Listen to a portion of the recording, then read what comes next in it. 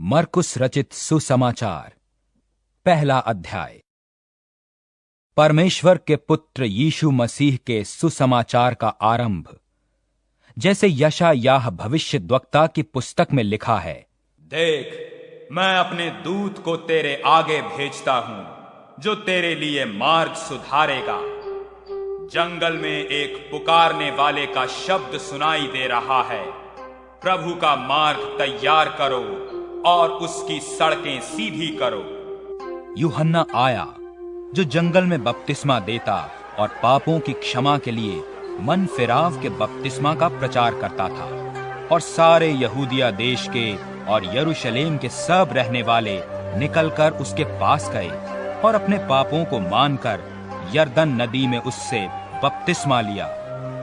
यूहन्ना ऊंट के रोम का वस्त्र पहने और अपनी कमर में चमड़े का पटुका बांधे रहता था और टिड्डियां और वन मधु खाया करता था और ये प्रचार करता था, मेरे बाद वो आने वाला है जो मुझसे शक्तिमान है।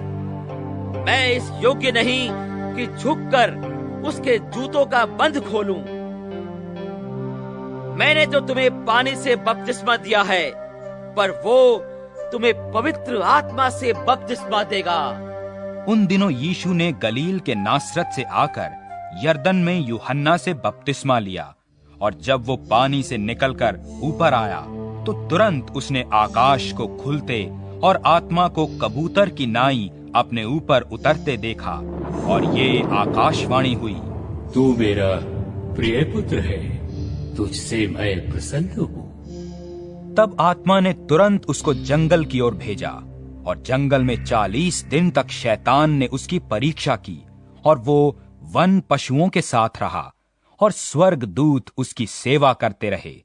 यूहन्ना के पकड़वाए जाने के बाद यीशु ने गलील में आकर परमेश्वर के राज्य का सुसमाचार प्रचार किया और कहा, समय पूरा हुआ है और परमेश्वर का राज्य निकट आ गया है। मन फिराओ और सुसमाचार पर विश्वास करो। गलील की झील के किनारे जाते हुए उसने शमौन और उसके भाई अंद्रयास को झील में जाल डालते देखा, क्योंकि वे मछुए थे। और यीशु ने उनसे कहा, मेरे पीछे चले आओ, मैं तुमको मनुष्यों के मछुए बनाऊंगा। वे तुरंत जालों को छोड़कर उसके पीछे हो लिए। और कुछ आगे बढ़कर उसने जबदी के पुत्र याकूब और उसके भाई यूहन्ना को नाव पर जालों को सुधारते देखा। उसने तुरंत उन्हें बुलाया और वे अपने पिता जबदी को मजदूरों के साथ नाव पर छोड़कर उसके पीछे चले गए। और वे कफरनहूम में आए और वो तुरंत सब्त के दिन सभा के घर में जाकर उपदेश करने लगा। लोग उसके उपदेश से चकित हुए, क्योंकि वो उन्हें शास्त्रियों की नाई नहीं परंतु अधिकारी की नाई उपदेश देता था। और उसी समय उनकी सभा के घर में एक मनुष्य था जिसमें अशुद्ध आत्मा थी। उसने चिल्लाकर कहा, यीशु नासरी, हमें तुझसे क्या तू हमें नाश करने आया है?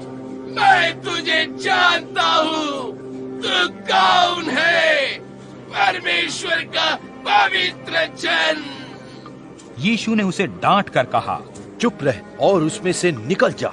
तब अशुद्ध आत्मा उसको मरोड़कर और बड़े शब्द से चिल्लाकर उसमें से निकल गई। इस पर सब लोग आश्चर्य करते हुए आपस में वाद विवाद करने लगे। ये क्या बात है? ये तो कोई नया उपदेश है। वो अधिकार के साथ अशुद्ध आत्माओं को भी आज्ञा देता है और वे उसकी आज्ञा मानती हैं। सो उसका नाम तुरंत गलील के आसपास के सारे देश में हर जगह फैल गया। और वो तुरंत आराधनालय में से निकलकर याकूब और यूहन्ना के साथ शमौन और अंद्रयास के घर आया। और शमौन की सास ज्वर से पीड़ित थी और उन्होंने तुरंत उसके विषय में उससे कहा। तब उसने पास जाकर उसका हाथ पकड़कर उसे उठाया और उसका ज्वर उतर गया और वो उनकी सेवा टहल करने लगी। संध्या के समय जब सूर्य डूब गया तो लोग सब बीमारों को और उन्हें जिनमें दुष्ट आत्माएं थी उसके पास लाए और सारा नगर द्वार पर इकट्ठा हुआ। और उसने बहुतों को जो नाना प्रकार की बीमारियों से दुखी थे चंगा किया और बहुत दुष्ट आत्माओं को निकाला और दुष्ट आत्माओं को बोलने न दिया, क्योंकि वे उसे पहचानती थीं। और भोर को दिन निकलने से बहुत पहले वो उठकर निकला और एक जंगली स्थान में गया और वहां प्रार्थना करने लगा। तब शमौन और उसके साथी उसकी खोज में गए। जब वो मिला तो उससे कहा, सब लोग तुझे ढूंढ रहे हैं। उसने उनसे कहा, आओ हम कहीं और आसपास की बस्तियों में जाएं, कि मैं वहां भी प्रचार करूं, क्योंकि मैं इसीलिए निकला हूं। सो वो सारे गलील में उनकी सभाओं में जा जाकर प्रचार करता और दुष्ट आत्माओं को निकालता रहा। और एक कोढ़ी ने उसके पास आकर उससे विनती की और उससे कहा, वो यदि तू चाहे तो मुझे शुद्ध कर सकता है। उसने उस पर तरस खाकर हाथ बढ़ाया और उसे छू कर कहा, मैं चाहता हूं तू शुद्ध हो जा। और तुरंत उसका कोढ़ जाता रहा और वो शुद्ध हो गया। तब उसने उसे चिताकर तुरंत विदा किया और उससे कहा, देख किसी से कुछ मत कहना, परंतु जाकर अपने आप को याजक को दिखा और अपने शुद्ध होने के विषय में जो कुछ मूसा ने ठहराया है उसे भेंट चढ़ा, कि उस पर गवाही हो।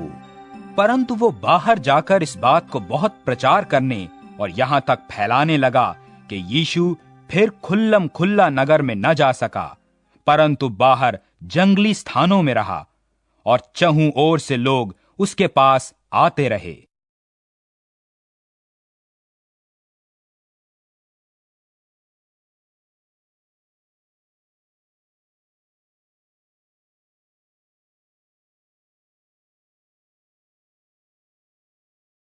दूसरा अध्याय। कई दिन के बाद वो फिर कफरनहूम में आया और सुना गया कि वो घर में है। फिर इतने लोग इकट्ठे हुए कि द्वार के पास भी जगह नहीं मिली।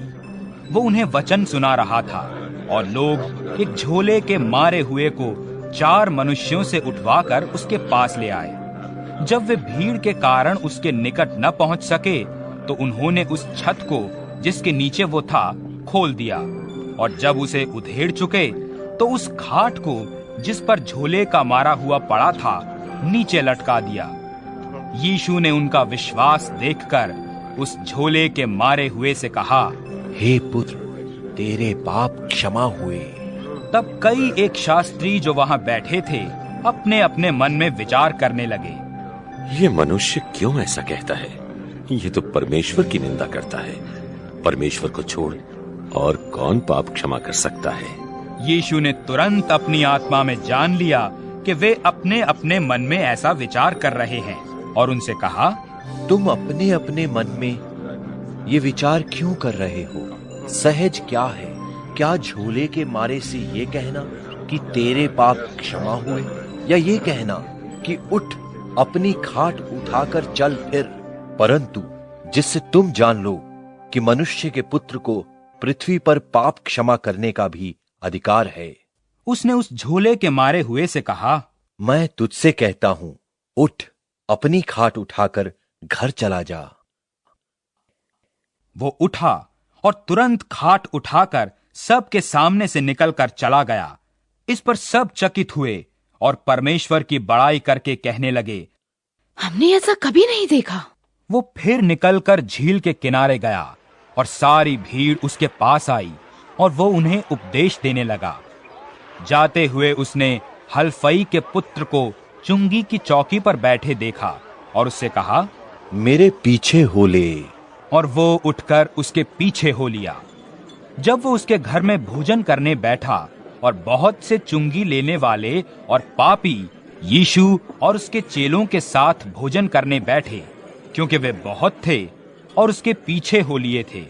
शास्त्रियों और फरीसियों ने ये देखकर कि वो पापियों और चुंगी लेने वालों के साथ भोजन कर रहा है, उसके चेलों से कहा, वो तो चुंगी लेने वालों और पापियों के साथ खाता पीता है। यीशु ने ये सुनकर उनसे कहा, भले चंगों को वैद्य की आवश्यकता नहीं, परंतु बीमारों को है। मैं धर्मियों को नहीं, परंतु पापियों को बुलाने आया हूं। यूहन्ना के चेले और फरीसी उपवास करते थे, सो उन्होंने आकर उससे कहा, यूहन्ना के चेले और फरीसियों के चेले क्यों उपवास रखते हैं, परंतु तेरे चेले उपवास नहीं रखते? यीशु ने उनसे कहा, जब तक दूल्हा बारातियों के साथ रहता है, क्या वे उपवास कर सकते हैं? सो जब तक दूल्हा उनके साथ है, तब तक वे उपवास नहीं कर सकते। परंतु वे दिन आएंगे जब दूल्हा उनसे अलग किया जाएगा, उस समय वे उपवास करेंगे। कोरे कपड़े का पैबंद पुराने पहरावन पर कोई नहीं लगाता, नहीं तो वो पैबंद उसमें से कुछ खींच लेगा, अर्थात नया पुराने से, और वो और भी फट जाएगा। नए दाखरस को पुरानी मशकों में कोई नहीं रखता, नहीं तो दाखरस मशकों को फाड़ देगा और दाखरस और मशकें दोनों नष्ट हो जाएंगी। परंतु दाख का नया रस नई मशकों में भरा जाता है। और ऐसा हुआ कि वो सब्त के दिन खेतों में से होकर जा रहा था और उसके चेले चलते हुए बालें तोड़ने लगे। तब फरीसियों ने उससे कहा, ये सब के दिन वह काम क्यों करते हैं जो उचित नहीं? उसने उनसे कहा, क्या तुमने कभी नहीं पढ़ा कि जब दाऊद को आवश्यकता हुई और जब वो और उसके साथी भूखे हुए, तब उसने क्या किया था? उसने क्यों कर अबियातार महायाजक के समय परमेश्वर के भवन में जाकर भेंट की रोटियां खाईं, जिनका खाना याजकों को छोड़ और किसी को भी उचित नहीं, और अपने साथियों को भी दी। और उसने उनसे कहा, सब्त का दिन मनुष्य के लिए बनाया गया है, न कि मनुष्य सब्त के दिन के लिए। इसलिए मनुष्य का पुत्र सब्त के दिन का भी स्वामी है।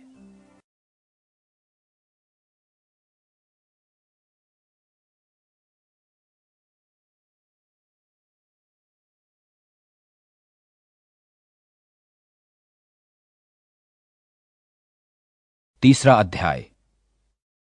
और वो आराधनालय में फिर गया। वहां एक मनुष्य था जिसका हाथ सूख गया था।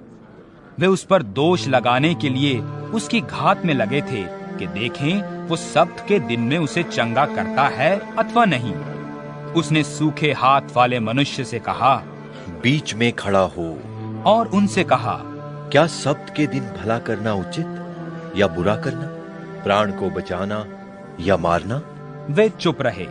और उसने उनके मन की कठोरता से उदास होकर क्रोध से चारों ओर देखा और उस मनुष्य से कहा, अपना हाथ बढ़ा। उसने बढ़ाया और उसका हाथ अच्छा हो गया। तब फरीसी बाहर जाकर तुरंत हेरोदियों के साथ उसके विरोध में सम्मति करने लगे कि उसे किस प्रकार नाश करें।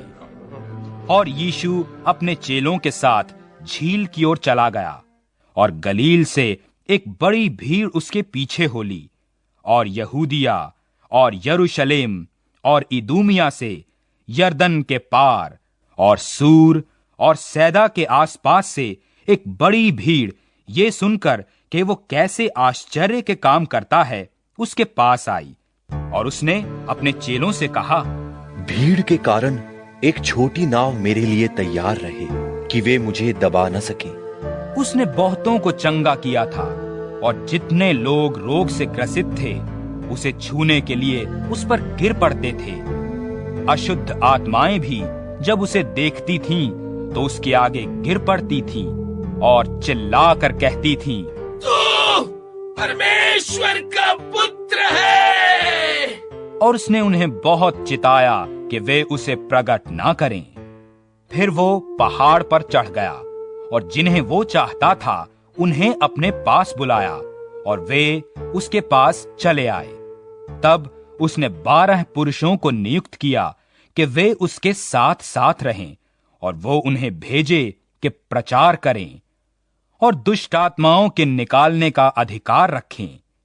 और वे ये हैं, शमौन जिसका नाम उसने पतरस रखा, और जब्दी का पुत्र याकूब, और याकूब का भाई यूहन्ना जिनका नाम उसने बूअनर्गिस अर्थात गर्जन के पुत्र रखा, और अंद्रियास, फिलिपुस, बर्तुलमई, मत्ती, थोमा और हल्फई का पुत्र याकूब और तद्दी और शमोन कनानी और यहूदा स्करियोती जिसने उसे पकड़वा भी दिया। और वो घर में आया और ऐसी भीड़ इकट्ठी हो गई कि वे रोटी भी न खा सके। जब उसके कुटुंबियों ने ये सुना तो उसे पकड़ने के लिए निकले, क्योंकि कहते थे कि उसका चित्त ठिकाने नहीं है। और शास्त्री जो यरूशलेम से आए थे ये कहते थे, उसमें शैतान है। और ये भी कि वो दुष्ट आत्माओं के सरदार की सहायता से दुष्ट आत्माओं को निकालता है। और वो उन्हें पास बुलाकर उनसे दृष्टांतों में कहने लगा, शैतान क्यों कर शैतान को निकाल सकता है? यदि किसी राज्य में फूट पड़े तो वो राज्य कैसे स्थिर रह सकता है? यदि किसी घर में फूट पड़े तो वो घर क्यों कर स्थिर रह सकेगा? और यदि शैतान अपना ही विरोधी होकर अपने में फूट डाले तो वो कैसे बना रह सकता है? उसका तो अंत ही हो जाता है। कोई मनुष्य किसी बलवंत के घर में घुसकर उसका माल लूट नहीं सकता जब तक कि वो पहले उस बलवंत को न बांध ले, और तब उसके घर को लूट लेगा। मैं तुमसे सच कहता हूं, मनुष्यों की संतान के सब पाप निंदा जो वे करते हैं क्षमा की जाएगी, परंतु जो कोई पवित्र आत्मा के विरुद्ध निंदा करे वो कभी भी क्षमा न किया जाएगा, वरन वो अनंत पाप का अपराधी ठहरता है। क्योंकि वे ये कहते थे कि उसमें अशुद्ध आत्मा है। और उसकी माता और उसके भाई आए और बाहर खड़े होकर उसे बुलवा भेजा। भीड़ उसके आसपास बैठी थी और उन्होंने उससे कहा, देख, तेरी माता और तेरे भाई बाहर तुझे ढूंढते हैं। उसने उन्हें उत्तर दिया, मेरी माता और मेरे भाई कौन हैं? और उन पर जो उसके आसपास बैठे थे दृष्टि करके कहा, देखो, मेरी माता और मेरे भाई ये हैं, क्योंकि जो कोई परमेश्वर की इच्छा पर चले वही मेरा भाई और बहन और माता है।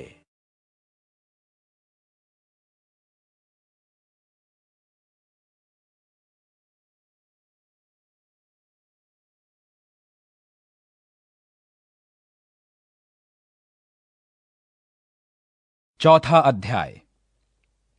वो फिर झील के किनारे उपदेश देने लगा और ऐसी बड़ी भीड़ उसके पास इकट्ठी हो गई कि वो झील में एक नाव पर चढ़कर बैठ गया और सारी भीड़ भूमि पर झील के किनारे खड़ी रही। वो उन्हें दृष्टांतों में बहुत सी बातें सिखाने लगा। उसने अपने उपदेश में उनसे कहा, सुनो, एक बोने वाला बीज बोने के लिए निकला। बोते समय कुछ तो मार्ग के किनारे गिरा और पक्षियों ने आकर उसे चुग लिया। कुछ पथरीली भूमि पर गिरा जहां उसको बहुत मिट्टी न मिली। गहरी मिट्टी न मिलने के कारण जल्द उगाया, और जब सूर्य निकला तो जल गया, और जड़ न पकड़ने के कारण सूख गया। और कुछ तो झाड़ियों में गिरा और झाड़ियों ने बढ़कर उसे दबा लिया, और वो फल न लाया। परंतु कुछ अच्छी भूमि पर गिरा, वो उगा और बढ़कर फलवंत हुआ। कोई 30 गुना, कोई 60 गुना और कोई 100 गुना फल लाया। और उसने कहा, जिसके पास सुनने के लिए कान हो वो सुन ले। जब वो अकेला रह गया तो उसके साथियों ने उन 12 समेत उससे इन दृष्टांतों के विषय में पूछा। उसने उनसे कहा, तुमको तो परमेश्वर के राज्य के भेद की समझ दी गई है, परंतु बाहर वालों के लिए सब बातें दृष्टांतों में होती हैं, इसलिए कि वे देखते हुए देखें और उन्हें सुझाई न पड़े, और सुनते हुए सुने भी और न समझें। ऐसा न हो कि वे फिरें और क्षमा किए जाएं। फिर उसने उनसे कहा, क्या तुम ये दृष्टांत नहीं समझते? तो फिर और सब दृष्टांतों को कैसे समझोगे? बोने वाला वचन बोता है जो मार्ग के किनारे के हैं, जहां वचन बोया जाता है। ये वे हैं कि जब उन्होंने सुना तो शैतान तुरंत आकर वचन को जो उनमें बोया गया था उठा ले जाता है। वैसे ही जो पथरीली भूमि पर बोए जाते हैं, ये वे हैं जो वचन को सुनकर तुरंत आनंद से ग्रहण कर लेते हैं, परंतु अपने भीतर जड़ न रखने के कारण वे थोड़े ही दिनों के लिए रहते हैं। इसके बाद जब वचन के कारण उन पर क्लेश था, उपद्रव होता है, वे तुरंत ठोकर खाते हैं। और जो झाड़ियों में बोए गए, ये वे हैं जिन्होंने वचन सुना और संसार की चिंता और धन का धोखा और वस्तुओं का लोभ उनमें समाकर वचन को दबा देता है और वो निष्फल रह जाता है। और जो अच्छी भूमि में बोए गए, ये वे हैं जो वचन सुनकर ग्रहण करते और फल लाते हैं, कोई 30 गुणा, कोई 60 गुणा और कोई 100 गुणा। और उसने उनसे कहा, क्या दिए को इसलिए लाते हैं कि पैमाने या खाट के नीचे रखा जाए? क्या इसलिए नहीं कि दीवट पर रखा जाए? क्योंकि कोई वस्तु छिपी नहीं जो प्रकाश में न लाई जाए, और न कुछ गुप्त है जो प्रकट न किया जाए। यदि किसी के सुनने के कान हो तो सुन ले। फिर उसने उनसे कहा, चौकस रहो कि क्या सुनते हो। जिस नाप से तुम नापते हो, उसी से तुम्हारे लिए भी नापा जाएगा और तुमको अधिक दिया जाएगा, क्योंकि जिसके पास है उसको दिया जाएगा, परंतु जिसके पास नहीं है उससे वो भी जो उसके पास है ले लिया जाएगा। फिर उसने कहा, परमेश्वर का राज्य ऐसा है जैसे कोई मनुष्य भूमि पर बीज छींटे और रात को सोए और दिन को जागे, और वो बीज ऐसे उगे और बढ़े कि वो न जाने। पृथ्वी आप से आप फल लाती है, पहले अंकुर, तब बाल और तब बालों में तैयार दाना, परंतु जब दाना पक जाता है तब वो तुरंत हंसिया लगाता है, क्योंकि कटनी आ पहुंची है। फिर उसने कहा, हम परमेश्वर के राज्य की उपमा किससे दें और किस दृष्टांत से उसका वर्णन करें? वो राई के दाने के समान हैं। जब वो भूमि में बोया जाता है तो भूमि के सब बीजों से छोटा होता है, परंतु जब बोया गया तो उगकर सब साग पात से बड़ा हो जाता है और उसकी ऐसी बड़ी डालियां निकलती हैं कि आकाश के पक्षी उसकी छाया में बसेरा कर सकते हैं। और वो उन्हें इस प्रकार के बहुत दृष्टांत दे देकर उनकी समझ के अनुसार वचन सुनाता था, और बिना दृष्टांत कहे उनसे कुछ नहीं कहता था, परंतु एकांत में वो अपने निज चेलों को सब बातों का अर्थ बताता था। उसी दिन जब सांझ हुई तो उसने उनसे कहा, आओ हम पार चलें। और वे भीड़ को छोड़कर जैसा वो था वैसा ही उसे नाव पर साथ ले चले, और उसके साथ और भी नावें थीं। तब बड़ी आंधी आई और लहरें नाव पर यहां तक लगी कि वो अब पानी से भरी जाती थी, और वो आप पिछले भाग में गद्दी पर सो रहा था। तब उन्होंने उसे जगाकर उससे कहा, हे गुरु, क्या तुझे चिंता नहीं कि हम नाश हुए जाते हैं? तब उसने उठकर आंधी को डांटा और पानी से कहा, शांत रह, थम जा। और आंधी थम गई और बड़ा चैन हो गया। और उनसे कहा, तुम क्यों डरते हो? क्या तुम्हें अब तक विश्वास नहीं? और वे बहुत ही डर गए और आपस में बोले, ये कौन है? क्या आंधी और पानी भी उसकी आज्ञा मानते हैं?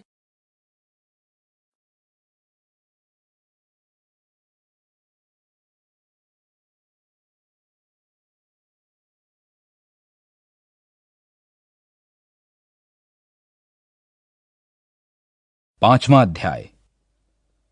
और वे झील के पार गिरासेनियों के देश में पहुंचे। जब वो नाव पर से उतरा तो तुरंत एक मनुष्य जिसमें अशुद्ध आत्मा थी कब्रों से निकलकर उसे मिला।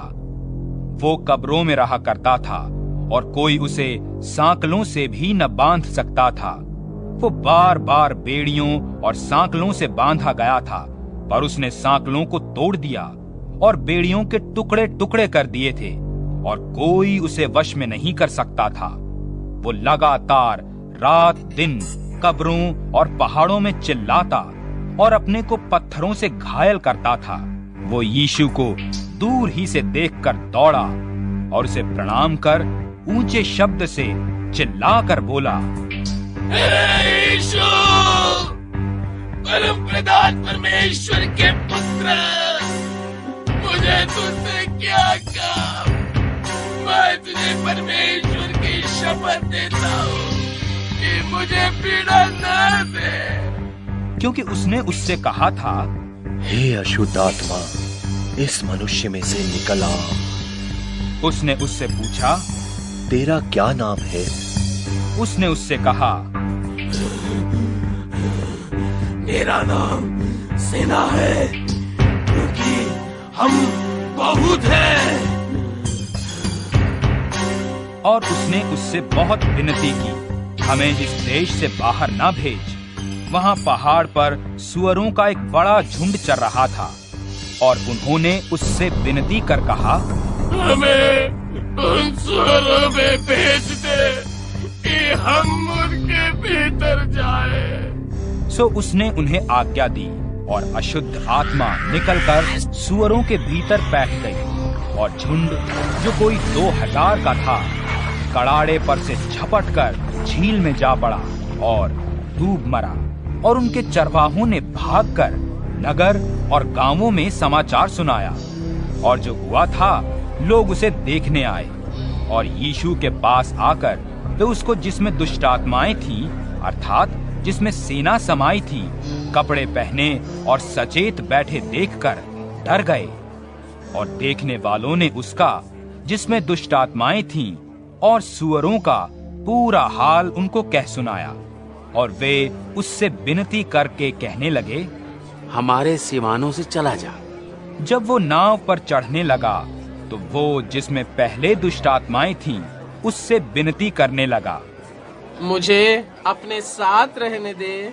परंतु उसने उसे आज्ञा न दी और उससे कहा, अपने घर जाकर अपने लोगों को बता कि तुझ पर दया करके प्रभु ने तेरे लिए कैसे बड़े काम किए हैं। वो जाकर दिक्का पुलिस में इस बात का प्रचार करने लगा कि यीशु ने उसके लिए कैसे बड़े काम किए और सब आश्चर्य करते थे।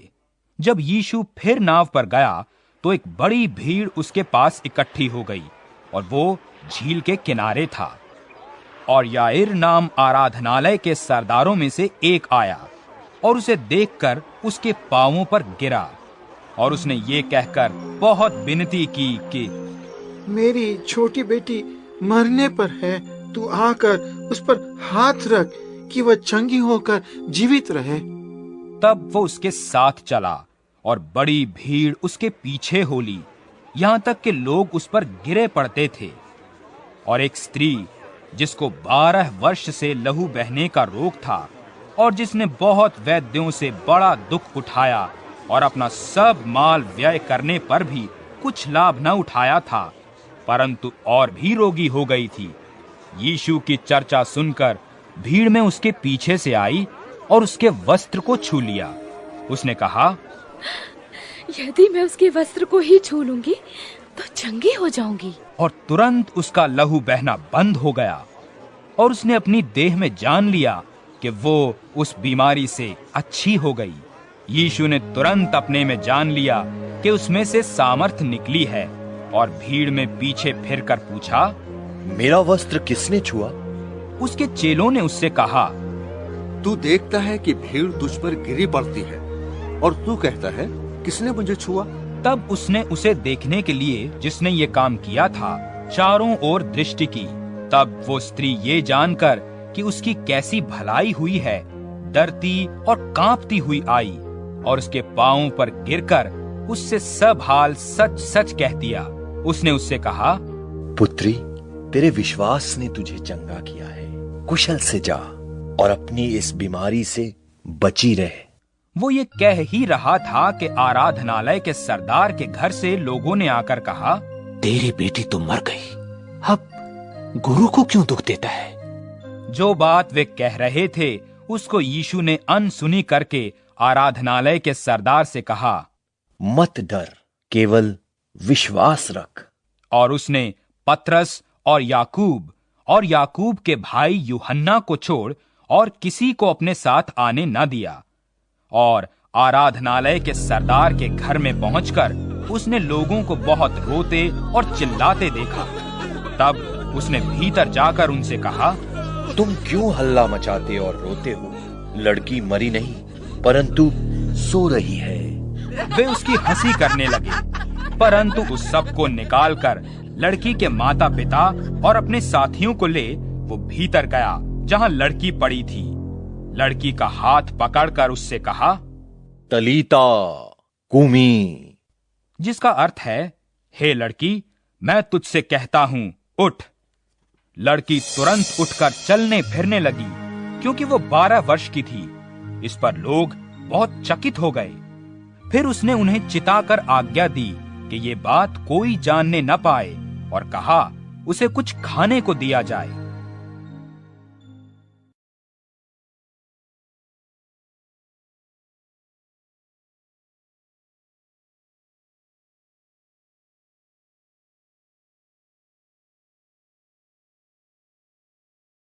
छठा अध्याय।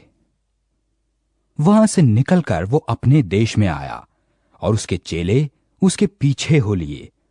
सब्त के दिन वो आराधनालय में उपदेश करने लगा और बहुत लोग सुनकर चकित हुए और कहने लगे, इसको ये बातें कहां से आ गई? और ये कौन सा ज्ञान है जो उसको दिया गया है? और कैसे सामर्थ के काम उसके हाथों से प्रकट होते हैं? क्या ये वही बढ़ई नहीं जो मरियम का पुत्र और याकूब और योसेस और यहूदा और शमौन का भाई है? और क्या उसकी बहनें यहाँ हमारे बीच में नहीं रहती? इसलिए उन्होंने उसके विषय में ठोकर खाई। यीशु ने उनसे कहा, भविष्यद्वक्ता अपने देश और अपने कुटुंब और अपने घर को छोड़ और कहीं भी निरादर नहीं होता। और वो वहां कोई सामर्थ का काम न कर सका, केवल थोड़े बीमारों पर हाथ रखकर उन्हें चंगा किया। और उसने उनके अविश्वास पर आश्चर्य किया और चारों ओर के गांवों में उपदेश करता फिरा। और वो 12 को अपने पास बुलाकर उन्हें 2-2 करके भेजने लगा और उन्हें अशुद्ध आत्माओं पर अधिकार दिया। और उसने उन्हें आज्ञा दी, मार्ग के लिए लाठी छोड़ और कुछ न लो, न तो रोटी, न झोली, न पटुके में पैसे, परंतु जूतियां पहनो और 2-2 कुर्ते न पहनो। और उसने उनसे कहा, जहां कहीं तुम किसी घर में उतरो तो जब तक वहां से विदा न हो तब तक उसी में ठहरे रहो। जिस स्थान के लोग तुम्हें ग्रहण न करें और तुम्हारी न सुने, वहां से चलते ही अपने पैरों की धूल झाड़ डालो कि उन पर गवाही हो। और उन्होंने जाकर प्रचार किया कि मन फिराएं, और बहुत दुष्ट आत्माओं को निकाला और बहुत बीमारों पर तेल मलकर उन्हें चंगा किया। और हेरोदेस राजा ने उसकी चर्चा सुनी, क्योंकि उसका नाम फैल गया था। उसने कहा, यूहन्ना बपतिस्मा देने वाला मरे हुओं में से जी उठा है, इसलिए उससे ये सामर्थ्य के काम प्रकट होते हैं। औरों ने कहा, ये एलिया है। परंतु दूसरों ने कहा, भविष्यद्वक्ता या भविष्यद्वक्ताओं में से किसी एक के समान है। हेरोदेस ने ये सुनकर कहा, जिस यूहन्ना का सर मैंने कटवाया था वही जी उठा है। क्योंकि हेरोदेस ने अपने भाई फिलिपुस की पत्नी हेरोदियास के कारण, जिससे उसने ब्याह किया था, लोगों को भेजकर यूहन्ना को पकड़वाकर बंदी गृह में डाल दिया था। यूहन्ना ने हेरोदेस से कहा था, अपने भाई की पत्नी को रखना तुझे उचित नहीं। इसलिए हेरोदियास उससे बैर रखती थी और ये चाहती थी कि उसे मरवा डाले, परंतु ऐसा न हो सका, क्योंकि हेरोदेस यूहन्ना को धर्मी और पवित्र पुरुष जानकर उससे डरता था और उसे बचाए रखता था और उसकी सुनकर बहुत घबराता था, पर आनंद से सुनता था। और ठीक अवसर पर जब हेरोदेस ने अपने जन्मदिन में अपने प्रधानों और सेनापतियों और गलील के बड़े लोगों के लिए जेवनार की, उसी हेरोदियास की बेटी भीतर आई और नाचकर हेरोदेस को और उसके साथ बैठने वालों को प्रसन्न किया। तब राजा ने लड़की से कहा, तू जो चाहे उससे मांग, मैं तुझे दूंगा। उससे शपथ खाई, मैं अपने आधे राज्य तक जो कुछ तू मुझसे मांगेगी तुझे दूंगा। उसने बाहर जाकर अपनी माता से पूछा, मैं क्या मांगू? वो बोली, यूहन्ना, बपतिस्मा देने वाले का सिर। वो तुरंत राजा के पास भीतर आई और उससे विनती की, मैं चाहती हूँ कि तू अभी यूहन्ना बपतिस्मा देने वाले का सिर एक थाल में मुझे मंगवा दे। तब राजा बहुत उदास हुआ, परंतु अपनी शपथ के कारण और साथ बैठने वालों के कारण उसे टालना न चाहा, और राजा ने तुरंत एक सिपाही को आज्ञा देकर भेजा कि उसका सिर काट लाए। उसने जेल खाने में जाकर उसका सिर काटा और एक थाल में रख कर लाया और लड़की को दिया, और लड़की ने अपनी माँ को दिया। ये सुनकर उसके चेले आए और उसके शव को उठाकर कब्र में रखा। प्रेरितों ने यीशु के पास इकट्ठे होकर जो कुछ उन्होंने किया और सिखाया था सब उसको बता दिया। उसने उनसे कहा, तुम आप अलग किसी जंगली स्थान में आकर थोड़ा विश्राम करो। क्योंकि बहुत लोग आते जाते थे और उन्हें खाने का अवसर भी नहीं मिलता था, इसलिए वे नाव पर चढ़कर सुनसान जगह में अलग चले गए। और बहुतों ने उन्हें जाते देखकर पहचान लिया और सब नगरों से इकट्ठे होकर वहां पैदल दौड़े और उनसे पहले जा पहुंचे। उसने निकलकर बड़ी भीड़ देखी और उन पर तरस खाया, क्योंकि वे उन भेड़ों के समान थे जिनका कोई रखवाला न हो, और वो उन्हें बहुत सी बातें सिखाने लगा। जब दिन बहुत ढल गया तो उसके चेले उसके पास आकर कहने लगे, ये सुनसान जगह है और दिन बहुत ढल गया है, उन्हें विदा कर कि चारों ओर के गांवों और बस्तियों में जाकर अपने लिए कुछ खाने को मोल ले। उसने उन्हें उत्तर दिया, तुम ही उन्हें खाने को दो। उन्होंने उससे कहा, क्या हम 100 दिनार की रोटियां मोल लें और उन्हें खिलाएं? उसने उनसे कहा, जाकर देखो तुम्हारे पास कितनी रोटियां हैं। उन्होंने मालूम करके कहा, 5 और 2 मछली भी। तब उसने उन्हें आज्ञा दी कि सबको हरी घास पर पांति पांति से बैठा दो। वे 100-100 और 50-50 करके पांति पांति बैठ गए, और उसने उन 5 रोटियों को और 2 मछलियों को ले स्वर्ग की ओर देखकर धन्यवाद किया और रोटियां तोड़ तोड़ कर चेलों को देता गया कि वे लोगों को परोसें, और वे 2 मछलियां भी उन सब में बांट दी। सब खाकर तृप्त हो गए। उन्होंने टुकड़ों से 12 टोकरियां भरकर उठाईं और कुछ मछलियों से भी। जिन्होंने रोटियां खाईं वे 5000 पुरुष थे। तब उसने तुरंत अपने चेलों को बरबस नाव पर चढ़ाया कि वे उससे पहले उस पार बैतसैदा को चले जाएं, जब तक कि वो लोगों को विदा करे। वो उन्हें विदा करके पहाड़ पर प्रार्थना करने को गया। जब सांझ हुई तो नाव झील के बीच में थी और वो अकेला भूमि पर था। जब उसने देखा कि वे खेते खेते घबरा गए हैं क्योंकि हवा उनके विरुद्ध थी, तो रात के चौथे पहर के निकट वो झील पर चलते हुए उनके पास आया और उनसे आगे निकल जाना चाहता था। उन्होंने उसे झील पर चलते देखकर समझा कि भूत है और चिल्ला उठे, क्योंकि सब उसे देखकर घबरा गए थे। पर उसने तुरंत उनसे बातें की और कहा, ढाढ़स बांधो, मैं हूं, डरो मत। तब वो उनके पास नाव पर आया और हवा थम गई और वे बहुत ही आश्चर्य करने लगे, क्योंकि वे उन रोटियों के विषय में न समझे थे, परंतु उनके मन कठोर हो गए थे। और वे पार उतरकर गन्ने सरत में पहुंचे और नाव घाट पर लगाई।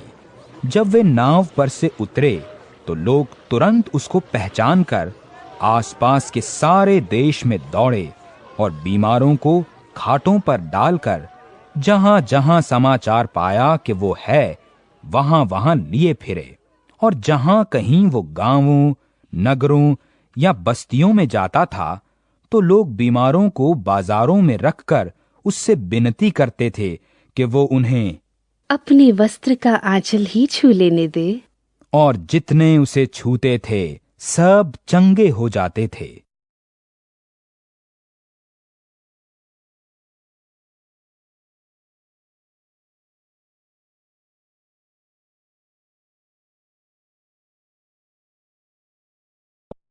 सातवां अध्याय।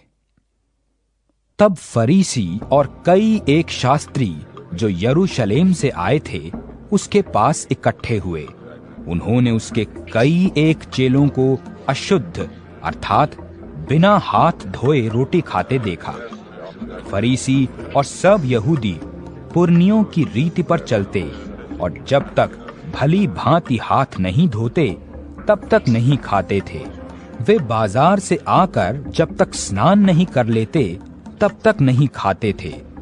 बहुत सी और बातें थीं जो उनके पास मानने के लिए पहुंचाई गई थीं, जैसे कटोरों और लोटों और तांबे के बर्तनों को धोना मांजना।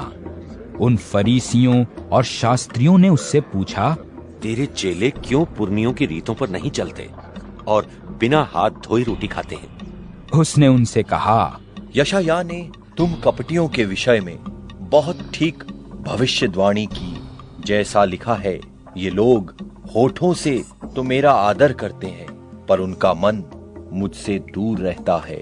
ये व्यर्थ मेरी उपासना करते हैं, मनुष्यों की आज्ञाओं को धर्मोपदेश करके सिखाते हैं। तुम परमेश्वर की आज्ञा को टालकर मनुष्यों की रीतियों को मानते हो। और उसने उनसे कहा, तुम अपनी रीतियों को मानने के लिए परमेश्वर की आज्ञा कैसी अच्छी तरह टाल देते हो। मूसा ने कहा है कि अपने पिता और अपनी माता का आदर कर, और जो कोई पिता व माता को बुरा कहे वो अवश्य मार डाला जाए।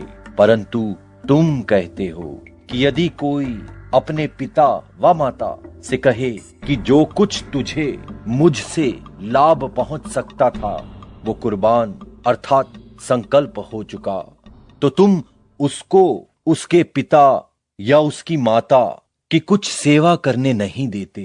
इस प्रकार तुम अपनी रीतियों से जिन्हें तुमने ठहराया है परमेश्वर का वचन टाल देते हो और ऐसे ऐसे बहुत से काम करते हो।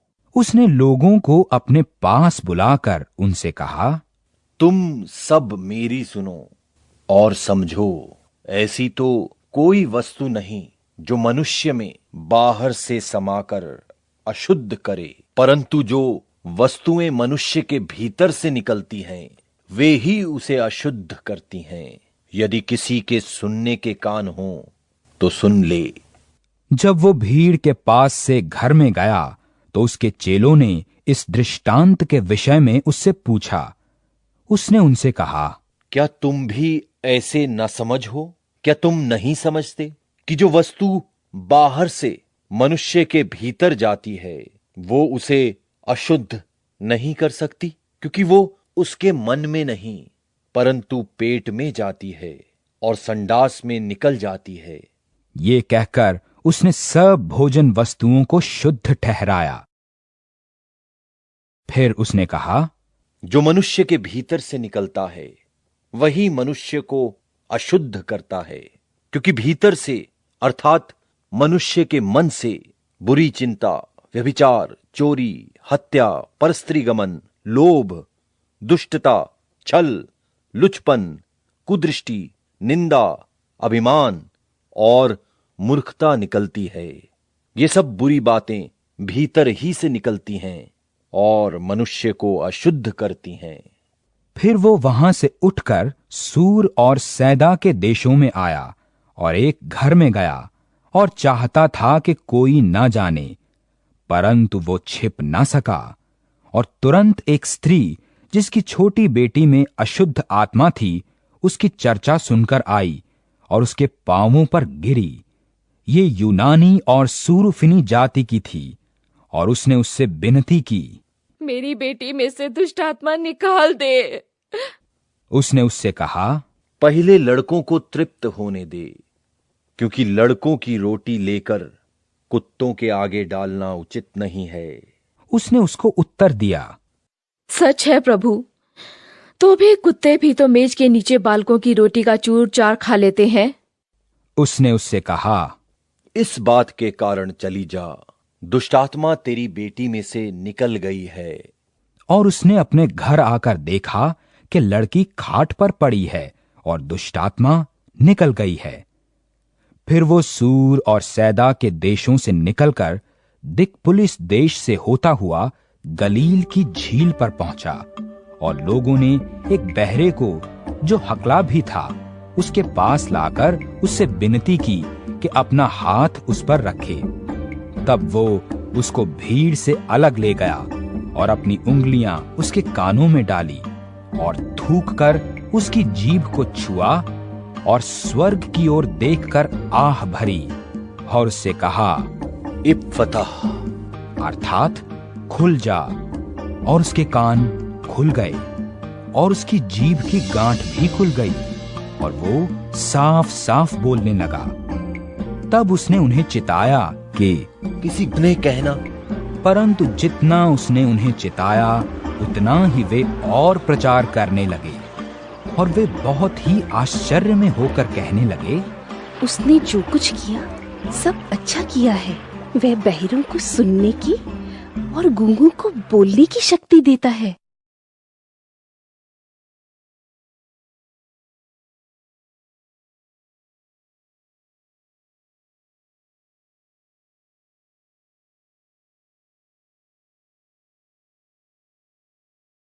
आठवां अध्याय। उन दिनों में जब फिर बड़ी भीड़ इकट्ठी हुई और उनके पास कुछ खाने को न था, तो उसने अपने चेलों को पास बुलाकर उनसे कहा, मुझे इस भीड़ पर तरस आता है, क्योंकि ये 3 दिन से बराबर मेरे साथ हैं और उनके पास कुछ भी खाने को नहीं। यदि मैं उन्हें भूखा घर भेज दूं, तो मार्ग में थक कर रह जाएंगे, क्योंकि इनमें से कोई कोई दूर से आए हैं। उसके चेलों ने उसको उत्तर दिया, यहाँ जंगल में इतनी रोटी कोई कहाँ से लाए कि ये तृप्त हों? उसने उनसे पूछा, तुम्हारे पास कितनी रोटियां हैं? उन्होंने कहा, 7। तब उसने लोगों को भूमि पर बैठने की आज्ञा दी और वे 7 रोटियां लीं और धन्यवाद करके तोड़ी और अपने चेलों को देता गया कि उनके आगे रखें, और उन्होंने लोगों के आगे परोस दिया। उनके पास थोड़ी सी छोटी मछलियां भी थी और उसने धन्यवाद करके उन्हें भी लोगों के आगे रखने की आज्ञा दी। सो वे खाकर तृप्त हो गए और शेष टुकड़ों के 7 टोकरे भरकर उठाए, और लोग 4000 के लगभग थे। और उसने उनको विदा किया और वो तुरंत अपने चेलों के साथ नाव पर चढ़कर दलमनूता देश को चला गया।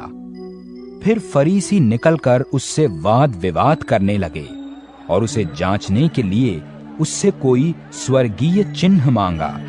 उसने अपनी आत्मा में आह भर कर कहा, इस समय के लोग क्यों चिन्ह ढूंढते हैं?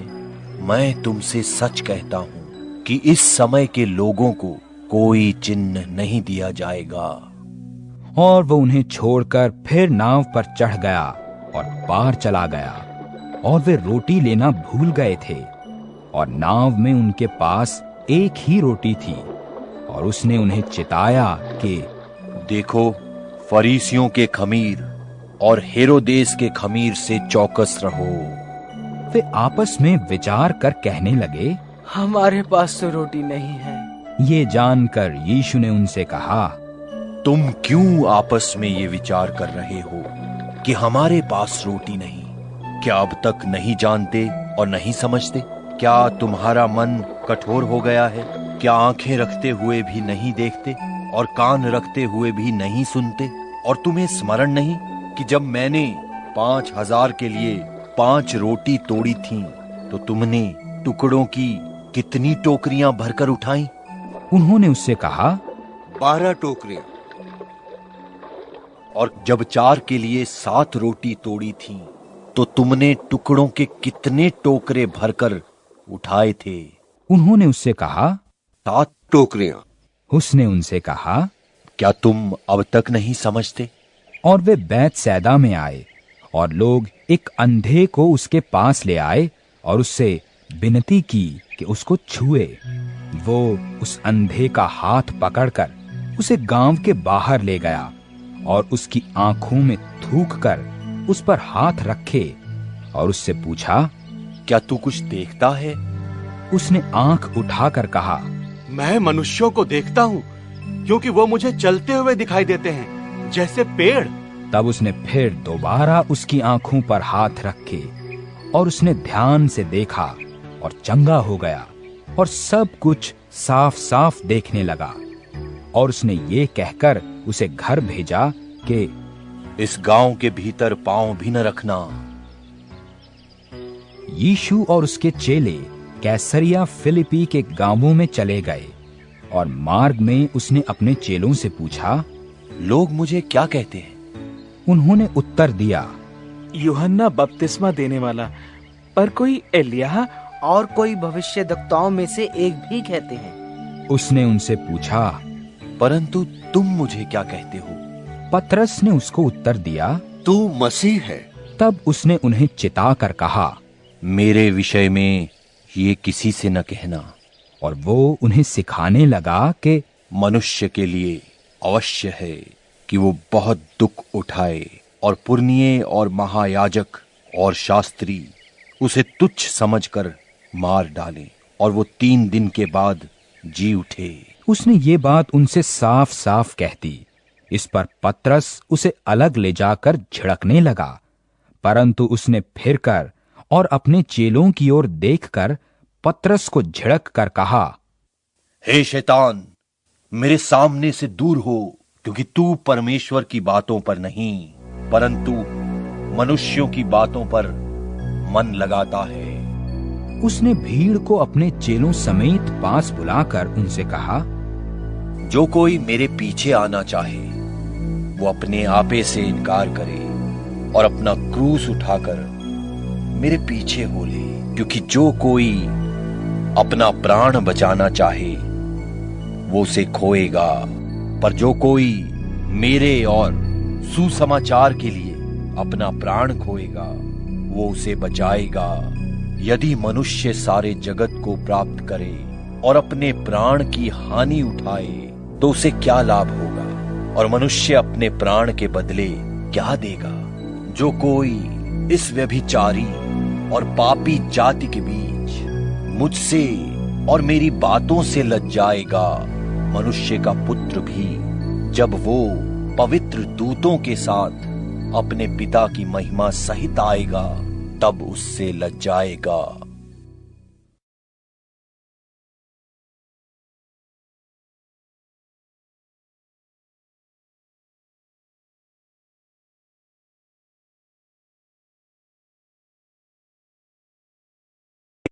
9वां अध्याय।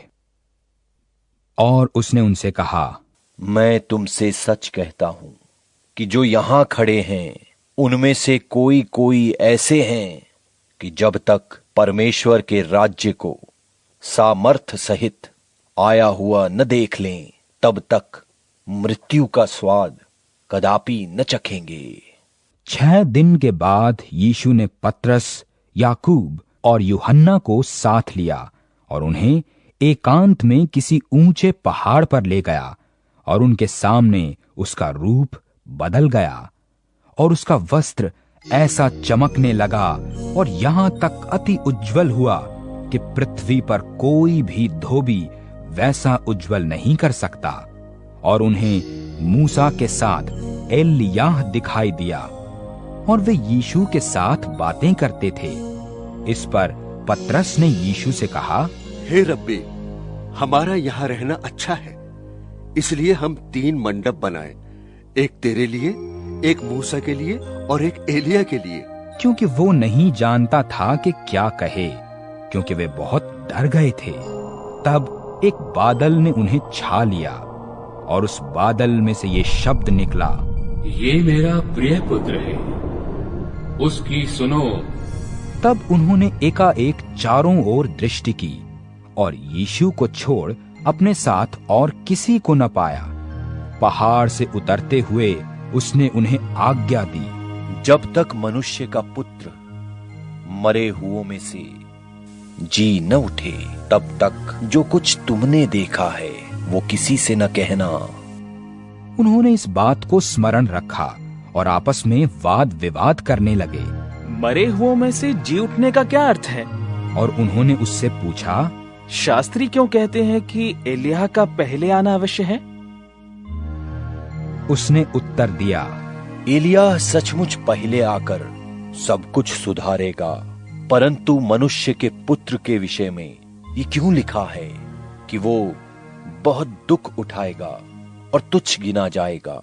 परंतु मैं तुमसे कहता हूं, एलिय्याह तो आ चुका और जैसा उसके विषय में लिखा है उन्होंने जो कुछ चाहा उसके साथ किया।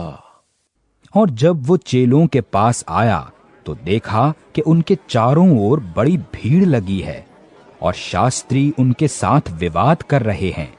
उसे देखते ही सब बहुत ही आश्चर्य करने लगे और उसकी ओर दौड़कर उसे नमस्कार किया। उसने उनसे पूछा, तुम इनसे क्या विवाद कर रहे हो?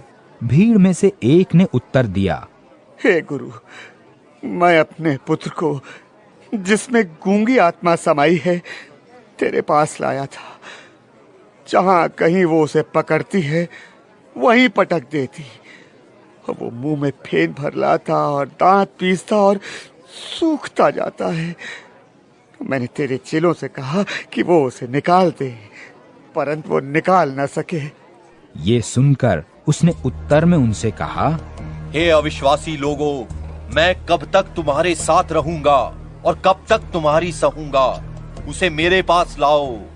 तब वे उसे उसके पास ले आए और जब उसने उसे देखा तो उस आत्मा ने तुरंत उसे मरोड़ा और वो भूमि पर गिरा और मुंह से फेन बहाते हुए लौटने लगा। उसने उसके पिता से पूछा, इसकी ये दशा कब से है? उसने कहा, बचपन से। उसने इसे नाश करने के लिए कभी आग और कभी पानी में गिराया। परंतु यदि तू कुछ कर सके तो हम पर तरस खाकर हमारा उपकार कर। यीशु ने उससे कहा, यदि तू कर सकता है, ये क्या बात है? विश्वास करने वाले के लिए सब कुछ हो सकता है। बालक के पिता ने तुरंत गिड़गिड़ाकर कहा, हे प्रभु, मैं विश्वास करता हूँ, मेरे अविश्वास का उपाय कर। जब यीशु ने देखा कि लोग दौड़कर भीड़ लगा रहे हैं तो उसने अशुद्ध आत्मा को ये कहकर डांटा, हे गूंगी और बहरी आत्मा, मैं तुझे आज्ञा देता हूँ, उसमें से निकल आ और उसमें फिर कभी प्रवेश न कर। तब वो चिल्लाकर और उसे बहुत मरोड़ कर निकल आई और बालक मरा हुआ सा हो गया। यहाँ तक कि बहुत लोग कहने लगे कि वो मर गया। परंतु यीशु ने उसका हाथ पकड़कर उसे उठाया और वो खड़ा हो गया। जब वो घर में आया तो उसके चेलों ने एकांत में उससे पूछा, हम उसे क्यों ना निकाल सके? उसने उनसे कहा, ये जाति बिना प्रार्थना किसी और उपाय से नहीं निकल सकती। फिर वे वहां से चले और गलील में होकर जा रहे थे, और वो नहीं चाहता था कि कोई जाने, क्योंकि वो अपने चेलों को उपदेश देता और उनसे कहता था कि मनुष्य का पुत्र मनुष्यों के हाथ में पकड़वाया जाएगा और वे उसे मार डालेंगे, और वो मरने के 3 दिन बाद जी उठेगा। पर यह बात उनकी समझ में नहीं आई और वे उसे पूछने से डरते थे। फिर वे कफरनहूम में आए और घर में आकर उसने उनसे पूछा, रास्ते में तुम किस बात पर विवाद करते थे? वे चुप रहे, क्योंकि मार्ग में उन्होंने आपस में ये वाद विवाद किया था कि उनमें बड़ा कौन है। तब उसने बैठकर 12 को बुलाया और उनसे कहा, यदि कोई बड़ा होना चाहे तो सबसे छोटा और सबका सेवक बने। और उसने एक बालक को लेकर उनके बीच में खड़ा किया और उसे गोद में लेकर उनसे कहा, जो कोई मेरे नाम से ऐसे बालकों में से किसी एक को भी ग्रहण करता है, वो मुझे ग्रहण करता है, और जो कोई मुझे ग्रहण करता है वो मुझे नहीं वरन मेरे भेजने वाले को ग्रहण करता है। तब यूहन्ना ने उससे कहा, हे गुरु, हमने एक मनुष्य को तेरे नाम से दुष्ट आत्माओं को निकालते देखा और हम उसे मना करने लगे, क्योंकि वो हमारे पीछे नहीं हो लेता था। यीशु ने कहा, उसको मत मना करो, क्योंकि ऐसा कोई नहीं जो मेरे नाम से सामर्थ का काम करे और जल्दी से मुझे बुरा कह सके, क्योंकि जो हमारे विरोध में नहीं वो हमारी ओर है। जो कोई एक कटोरा पानी तुम्हें इसलिए पिलाए कि तुम मसीह के हो, तो मैं तुमसे सच कहता हूं कि वो अपना प्रतिफल किसी रीति से न खोएगा। पर जो कोई छोटों में से जो मुझ पर विश्वास करते हैं किसी को ठोकर खिलाए, तो उसके लिए भला ये है कि एक बड़ी चक्की का पाट उसके गले में लटकाया जाए और वो समुद्र में डाल दिया जाए। यदि तेरा हाथ तुझे ठोकर खिलाए तो उसे काट डाल। टुंडा होकर जीवन में प्रवेश करना तेरे लिए इससे भला है कि 2 हाथ रहते हुए नरक के बीच उस आग में डाला जाए जो कभी बुझने की नहीं। और यदि तेरा पांव तुझे ठोकर खिलाए तो उसे काट डाल। लंगड़ा होकर जीवन में प्रवेश करना तेरे लिए इससे भला है कि 2 पांव रहते हुए नरक में डाला जाए। और यदि तेरी आंख तुझे ठोकर खिलाए तो उसे निकाल डाल। काना होकर परमेश्वर के राज्य में प्रवेश करना तेरे लिए इससे भला है कि 2 आंख रहते हुए तू नरक में डाला जाए, जहां उनका कीड़ा नहीं मरता और आग नहीं बुझती, क्योंकि हर एक जन आग से नमकीन किया जाएगा। नमक अच्छा है, पर यदि नमक की नमकीनी जाती रहे तो उसे किससे स्वादित करोगे? अपने में नमक रखो और आपस में मेल मिलाप से रहो।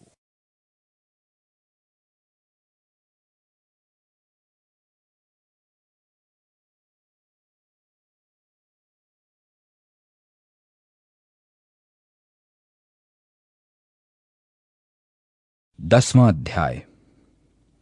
फिर वो वहां से उठकर यहूदिया के सिवानों में और यरदन के पार आया, और भीड़ उसके पास फिर इकट्ठी हो गई, और वो अपनी रीति के अनुसार उन्हें फिर उपदेश देने लगा। तब फरीसियों ने उसके पास आकर उसकी परीक्षा करने को उससे पूछा, क्या यह उचित है कि पुरुष अपनी पत्नी को त्यागे? उसने उनको उत्तर दिया, मूसा ने तुम्हें क्या आज्ञा दी है? उन्होंने कहा, मूसा ने त्याग पत्र लिखने और त्यागने की आज्ञा दी है। यीशु ने उनसे कहा, तुम्हारे मन की कठोरता के कारण उसने तुम्हारे लिए ये आज्ञा लिखी, पर सृष्टि के आरंभ से परमेश्वर ने नर और नारी करके उनको बनाया है। इस कारण मनुष्य अपने माता पिता से अलग होकर अपनी पत्नी के साथ रहेगा और वे दोनों एक तन होंगे। इसलिए अब दो नहीं पर एक तन है। इसलिए जिसे परमेश्वर ने जोड़ा है उसे मनुष्य अलग न करे। और घर में चेलों ने इसके विषय में उससे फिर पूछा। उसने उनसे कहा, जो कोई अपनी पत्नी को त्याग कर दूसरी से ब्याह करे तो वो उस पहली के विरोध में व्यभिचार करता है। और यदि पत्नी अपने पति को छोड़कर दूसरे से ब्याह करे तो वो व्यभिचार करती है। फिर लोग बालकों को उसके पास लाने लगे कि वो उन पर हाथ रखे, पर चेलों ने उनको डांटा। यीशु ने ये देख क्रुद्ध होकर उनसे कहा, बालकों को मेरे पास आने दो और उन्हें मना न करो, क्योंकि परमेश्वर का राज्य ऐसों ही का है। मैं तुमसे सच कहता हूं, जो कोई परमेश्वर के राज्य को बालक की नाई ग्रहण न करे वो उसमें कभी प्रवेश करने न पाएगा। और उसने उन्हें गोद में लिया और उन पर हाथ रखकर उन्हें आशीष दी।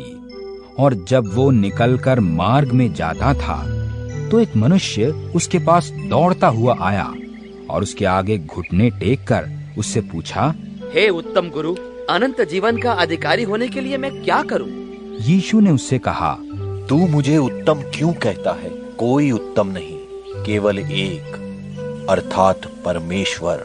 तू आज्ञाओं को तो जानता है, हत्या न करना, व्यभिचार न करना, चोरी न करना, झूठी गवाही न देना, छल न करना, अपने पिता और अपनी माता का आदर करना। उसने उससे कहा, हे गुरु, इन सब को मैं लड़कपन से मानता आया हूँ। यीशु ने उस पर दृष्टि की और उसके हृदय में प्रेम उमड़ आया। तब उससे कहा, तुझ में एक बात की घटी है। जा, जो कुछ तेरा है उसे बेचकर कंगालों को दे और तुझे स्वर्ग में धन मिलेगा, और आकर मेरे पीछे हो ले। इस बात से उसके चेहरे पर उदासी छा गई और वो शोक करता हुआ चला गया, क्योंकि वो बहुत धनी था। यीशु ने चारों ओर देखकर अपने चेलों से कहा, धनवानों के लिए परमेश्वर के राज्य में प्रवेश करना कैसा कठिन है। चेले उसकी बातों से अचंभित हुए। इस पर यीशु ने फिर उनसे कहा, हे बालकों, जो धन पर भरोसा रखते हैं उनके लिए परमेश्वर के राज्य में प्रवेश करना कैसा कठिन है। परमेश्वर के राज्य में धनवान के प्रवेश करने से ऊंट का सुई के नाके में से निकल जाना सहज है। वे बहुत ही चकित होकर आपस में कहने लगे, तो फिर किसका उद्धार हो सकता है? यीशु ने उनकी ओर देखकर कहा, मनुष्यों से तो ये नहीं हो सकता, परंतु परमेश्वर से हो सकता है, क्योंकि परमेश्वर से सब कुछ हो सकता है। पतरस उससे कहने लगा, देख, हम तो सब कुछ छोड़कर तेरे पीछे हो लिए हैं। यीशु ने कहा, मैं तुमसे सच कहता हूं, ऐसा कोई नहीं जिसने मेरे और सुसमाचार के लिए घर या भाइयों या बहनों या माता या पिता या लड़के वालों या खेतों को छोड़ दिया हो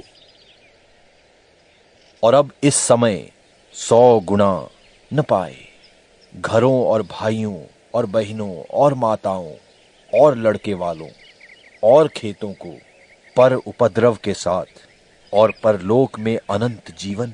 पर बहुतेरे जो पहले हैं पिछले होंगे, और जो पिछले हैं वे पहले होंगे।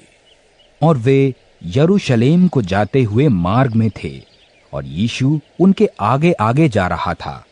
और वे अचंभा करने लगे और जो उसके पीछे पीछे चलते थे डरने लगे। तब वो फिर उन 12 को लेकर उनसे वे बातें कहने लगा जो उस पर आने वाली थी। उसने कहा, देखो, हम यरूशलेम को जाते हैं और मनुष्य का पुत्र महायाजकों और शास्त्रियों के हाथ पकड़वाया जाएगा और वे उसको घात के योग्य ठहराएंगे और अन्य जातियों के हाथ में सौंपेंगे और वे उसको ठट्ठों में उड़ाएंगे और उस पर थूकेंगे और उसे कोड़े मारेंगे और उसे घात करेंगे और 3 दिन के बाद वो जी उठेगा। तब जब्दी के पुत्र याकूब और यूहन्ना ने उसके पास आकर कहा, हे गुरु, हम चाहते हैं कि जो कुछ हम तुझसे मांगे वही तू हमारे लिए करे। उसने उनसे कहा, तुम क्या चाहते हो कि मैं तुम्हारे लिए करूं? उन्होंने उससे कहा, हमें ये दे कि तेरी महिमा में हम में से एक तेरे दाहिने और दूसरा तेरे बाएं बैठे। यीशु ने उनसे कहा, तुम नहीं जानते कि क्या मांगते हो? जो कटोरा मैं पीने पर हूं क्या पी सकते हो? और जो बपतिस्मा मैं लेने पर हूं क्या ले सकते हो? उन्होंने उससे कहा, हमसे हो सकता है। यीशु ने उनसे कहा, जो कटोरा मैं पीने पर हूं तुम पियोगे, और जो बपतिस्मा मैं पर लेने पर हूं उसे लोगे। पर जिनके लिए तैयार किया गया है उन्हें छोड़ और किसी को अपने दाहिने और अपने बाएं बिठाना मेरा काम नहीं। ये सुनकर 10 याकूब और यूहन्ना पर रिसियाने लगे। यीशु ने उनको पास बुलाकर उनसे कहा, तुम जानते हो कि जो अन्य जातियों के हाकिम समझे जाते हैं वे उन पर प्रभुता करते हैं, और उनमें जो बड़े हैं उन पर अधिकार जताते हैं। पर तुम में ऐसा नहीं है, वरन जो कोई तुम में बड़ा होना चाहे वो तुम्हारा सेवक बने, और जो कोई तुम में प्रधान होना चाहे वो सबका दास बने। क्योंकि मनुष्य का पुत्र इसलिए नहीं आया कि उसकी सेवा टहल की जाए, पर इसलिए आया कि आप सेवा टहल करे और बहुतों की छुड़ौती के लिए अपना प्राण दे। और वे यरीहो में आए, और जब वो और उसके चेले और एक बड़ी भीड़ यरीहो से निकलती थी, तो तिमाई का पुत्र बरतिमाई, एक अंधा भिखारी, सड़क के किनारे बैठा था। वो ये सुनकर कि यीशु नासरी है, पुकार पुकार कर कहने लगा, हे दाऊद की संतान, मुझ पर दया कर। बहुतों ने उसे डांटा कि चुप रहे, पर वो और भी पुकारने लगा, हे दाऊद की संतान, मुझ पर दया कर। तब यीशु ने ठहर कर कहा, उसे बुलाओ। और लोगों ने उस अंधे को बुलाकर उससे कहा, ढाढ़स बांध, उठ, वह तुझे बुलाता है। वो अपना कपड़ा फेंककर शीघ्र उठा और यीशु के पास आया। इस पर यीशु ने उससे कहा, तू क्या चाहता है कि मैं तेरे लिए करूं? अंधे ने उससे कहा, हे रब्बी, ये कि मैं देखने लगूं। यीशु ने उससे कहा, चला जा, तेरे विश्वास ने तुझे चंगा कर दिया है। वो तुरंत देखने लगा और मार्ग में उसके पीछे हो लिया।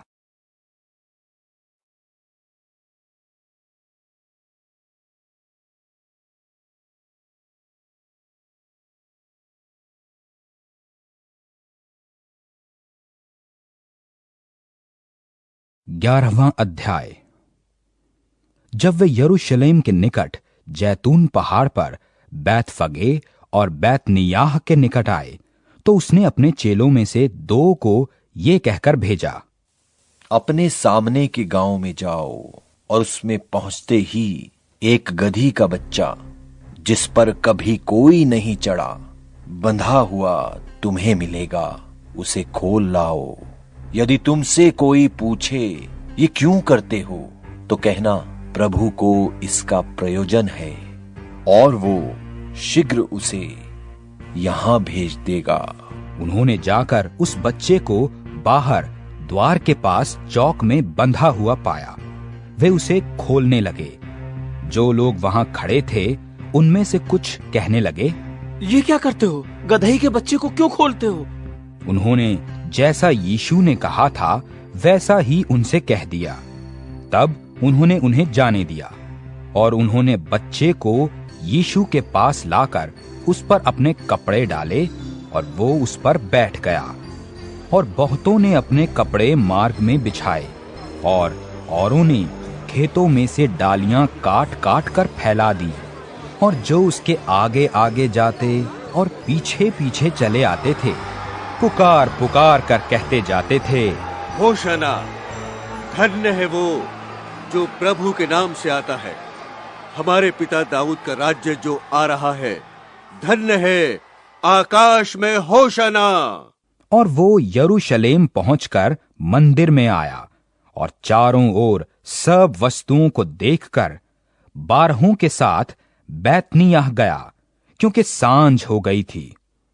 दूसरे दिन जब वे बैतनिय्याह से निकले तो उसको भूख लगी, और वो दूर से अंजीर का एक हरा पेड़ देखकर निकट गया कि क्या जाने उसमें कुछ पाए, पर पत्तों को छोड़ कुछ न पाया, क्योंकि फल का समय न था। इस पर उसने उससे कहा, अब से कोई तेरा फल कभी न खाए। उसके चेले ये सुन रहे थे।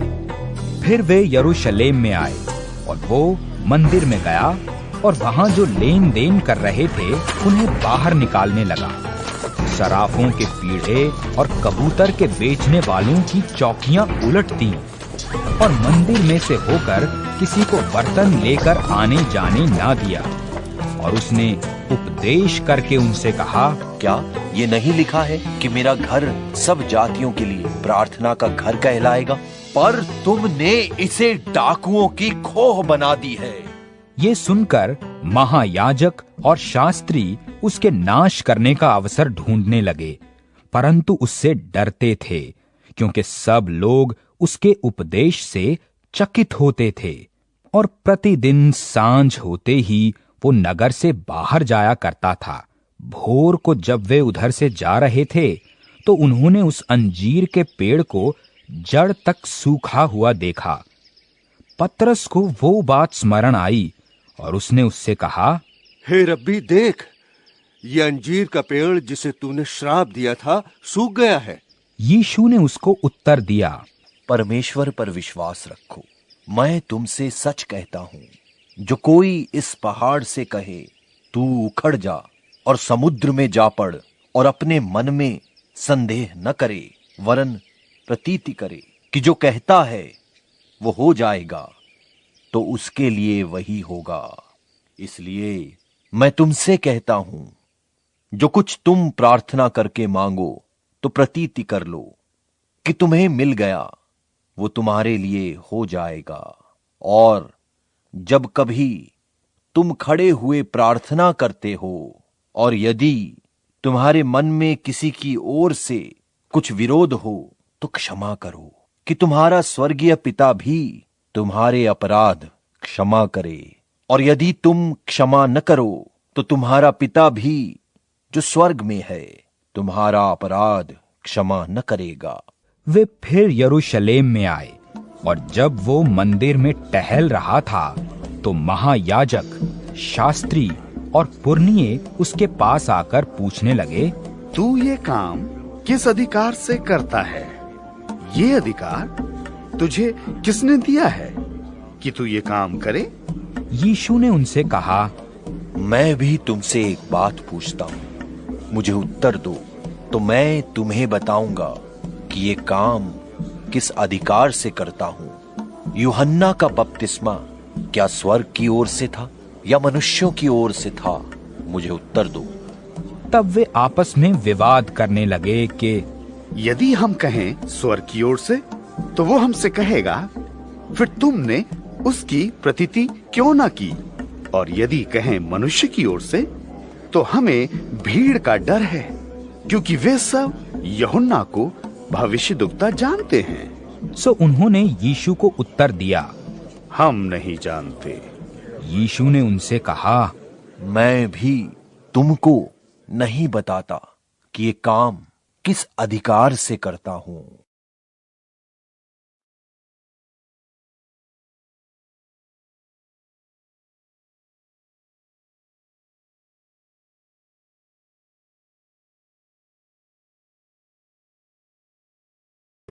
बारहवां अध्याय। फिर वो दृष्टांत में उनसे बातें करने लगा। किसी मनुष्य ने दाख की बारी लगाई और उसके चारों ओर बाड़ा बांधा और रस का कुंड खोदा और गुम्मट बनाया, और किसानों को उसका ठीका देकर वो परदेश चला गया। फल के मौसम में उसने किसानों के पास एक दास को भेजा कि उनसे दाख की बारी के फलों का भाग ले, पर उन्होंने उसे पकड़कर पीटा और छूछे हाथ लौटा दिया। उसने एक और दास को उनके पास भेजा और उन्होंने उसका सिर फोड़ डाला और उसका अपमान किया। फिर उसने एक और को भेजा और उन्होंने उसे मार डाला। तब उसने और बहुतों को भेजा, उनमें से उन्होंने कितनों को पीटा और कितनों को मार डाला। अब एक ही रह गया था। अंत में उसने उसे भी उनके पास ये सोचकर भेजा कि वे उसके पुत्र का आदर करेंगे। पर उन किसानों ने आपस में कहा, यही तो वारिस है, आओ हम उसे मार डालें, तब मिरास हमारी हो जाएगी। और उन्होंने उसे पकड़कर मार डाला और दाख की बारी के बाहर फेंक दिया। अब दाख की बारी का स्वामी क्या करेगा? वो आकर उन किसानों को नाश करेगा और दाख की बारी औरों को दे देगा। क्या तुमने पवित्र शास्त्र में ये वचन नहीं पढ़ा कि जिस पत्थर को राजमिस्त्रियों ने निकम्मा ठहराया था, वही कोने का सिरा हो गया? ये प्रभु की ओर से हुआ और हमारी दृष्टि में अद्भुत है। तब उन्होंने उसे पकड़ना चाहा, क्योंकि समझ गए थे कि उसने उनके विरोध में ये दृष्टांत कहा। पर वे लोगों से डरे और उसे छोड़कर चले गए। तब उन्होंने उसे बातों में फंसाने के लिए कई एक फरीसियों और हेरोदियों को उसके पास भेजा। उन्होंने आकर उससे कहा, हे गुरु, हम जानते हैं कि तू सच्चा है और किसी की परवाह नहीं करता, क्योंकि तू मनुष्यों का मुंह देखकर बातें नहीं करता, परंतु परमेश्वर का मार्ग सच्चाई से बताता है। तो क्या कैसर को कर देना उचित है कि नहीं? हम दें या न दें? उसने उनका कपट जानकर उनसे कहा, मुझे क्यों परखते हो? एक दिनार मेरे पास लाओ कि मैं देखूं। वे ले आए और उसने उनसे कहा, ये मूर्ति और नाम किसका है? उन्होंने कहा, कैसर का। यीशु ने उनसे कहा, जो कैसर का है वो कैसर को दो, और जो परमेश्वर का है वो परमेश्वर को दो। तब वे उस पर बहुत अचंभा करने लगे। फिर सदूकियों ने भी, जो कहते हैं कि मरे हुओं का जी उठना है ही नहीं, उसके पास आकर उससे पूछा, हे गुरु, मूसा ने हमारे लिए लिखा है कि यदि किसी का भाई बिना संतान मर जाए और उसकी पत्नी रह जाए, तो उसका भाई उसकी पत्नी को ब्याह ले और अपने भाई के लिए वंश उत्पन्न करे। 7 भाई थे। पहला भाई ब्याह करके बिना संतान मर गया। दूसरे भाई ने उस स्त्री को ब्याह लिया और बिना संतान मर गया, और वैसे ही तीसरे ने भी, और 7 से संतान ना हुई। सबके पीछे वो स्त्री भी मर गई। सो जी उठने पर वो उनमें से किसकी पत्नी होगी? क्योंकि वो 7 की पत्नी हो चुकी थी। यीशु ने उनसे कहा, क्या तुम इस कारण से भूल में नहीं पड़े हो कि तुम न तो पवित्र शास्त्र ही को जानते हो और न परमेश्वर की सामर्थ को? क्योंकि जब वे मरे हुओं में से जी उठेंगे तो उनमें ब्याह शादी न होगी, पर स्वर्ग में दूतों की नाई होंगे। मरे हुओं के जी उठने के विषय में क्या तुमने मूसा की पुस्तक में झाड़ी की कथा में नहीं पढ़ा कि परमेश्वर ने उससे कहा, मैं इब्राहिम का परमेश्वर और इसहाक का परमेश्वर और याकूब का परमेश्वर हूं। परमेश्वर मरे हुओं का नहीं, वरन जीवतों का परमेश्वर है। सो तुम बड़ी भूल में पड़े हो। और शास्त्रियों में से एक ने आकर उन्हें विवाद करते सुना, और ये जानकर कि उसने उन्हें अच्छी रीति से उत्तर दिया, उससे पूछा, सबसे मुख्य आज्ञा कौन सी है? यीशु ने उससे उत्तर दिया, सब आज्ञाओं में से ये मुख्य है। हे इस्राएल सुन, प्रभु हमारा परमेश्वर एक ही प्रभु है, और तू प्रभु अपने परमेश्वर से, अपने सारे प्राण से और अपनी सारी बुद्धि से और अपनी सारी शक्ति से प्रेम रखना। और दूसरी ये है कि तू अपने पड़ोसी से अपने समान प्रेम रखना। इससे बड़ी और कोई आज्ञा नहीं। शास्त्री ने उससे कहा, हे गुरु, बहुत ठीक। तूने सच कहा कि वो एक ही है और उसे छोड़ और कोई नहीं। और उसे सारे मन और सारी बुद्धि और सारे प्राण और सारी शक्ति के साथ प्रेम रखना और पड़ोसी से अपने समान प्रेम रखना सारे होमों और बलिदानों से बढ़कर है। जब यीशु ने देखा कि उसने समझ से उत्तर दिया तो उसने कहा, तू परमेश्वर के राज्य से दूर नहीं। और किसी को फिर उससे कुछ पूछने का साहस न हुआ। फिर यीशु ने मंदिर में उपदेश करते हुए ये कहा, शास्त्री क्यों कहते हैं कि मसीह दाऊद का पुत्र है?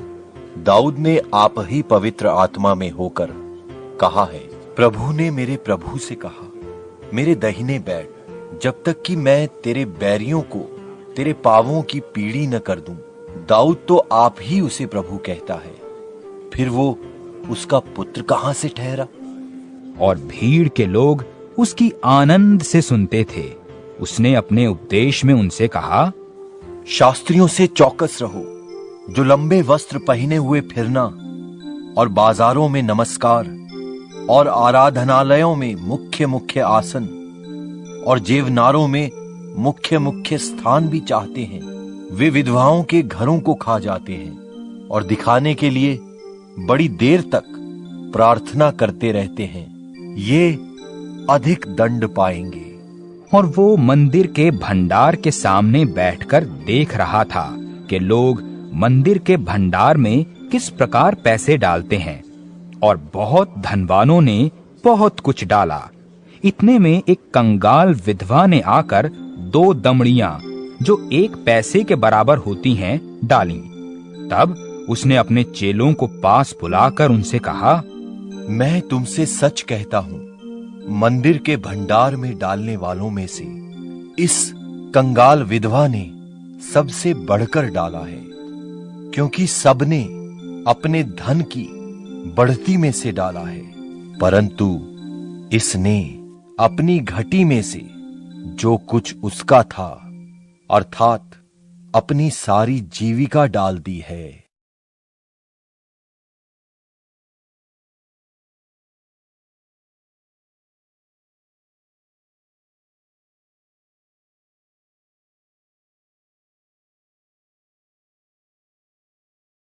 तेरहवां अध्याय। जब वो मंदिर से निकल रहा था तो उसके चेलों में से एक ने उससे कहा, हे गुरु, देख कैसे कैसे पत्थर और कैसे कैसे भवन हैं। यीशु ने उससे कहा, क्या तुम ये बड़े बड़े भवन देखते हो? यहाँ पत्थर पर पत्थर भी बचा न रहेगा जो ढाया न जाएगा। जब वो जैतून के पहाड़ पर मंदिर के सामने बैठा था तो पतरस और याकूब और यूहन्ना और अंद्रियास ने अलग जाकर उससे पूछा, हमें बता कि ये बातें कब होंगी और जब ये सब बातें पूरी होने पर होंगी उस समय का क्या चिन्ह होगा? यीशु उनसे कहने लगा, चौकस रहो कि कोई तुम्हें न भरमाए। बहुत तेरे मेरे नाम से आकर कहेंगे मैं वही हूं और बहुतों को भरमाएंगे। और जब तुम लड़ाइयां और लड़ाइयों की चर्चा सुनो तो न घबराना, क्योंकि इनका होना अवश्य है, परंतु उस समय अंत न होगा। क्योंकि जाति पर जाति और राज्य पर राज्य चढ़ाई करेगा और हर कहीं भूइंडोल होंगे। ये तो पीड़ाओं का आरंभ ही होगा।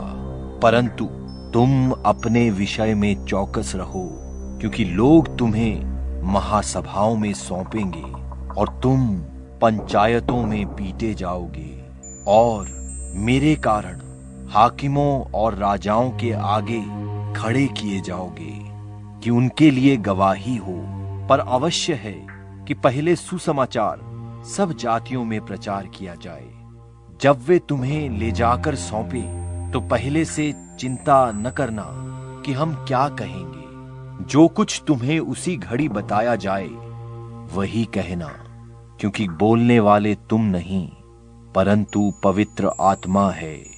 और भाई को भाई और पिता को पुत्र घात के लिए सौंपेंगे और लड़के वाले माता पिता के विरोध में उठकर उन्हें मरवा डालेंगे।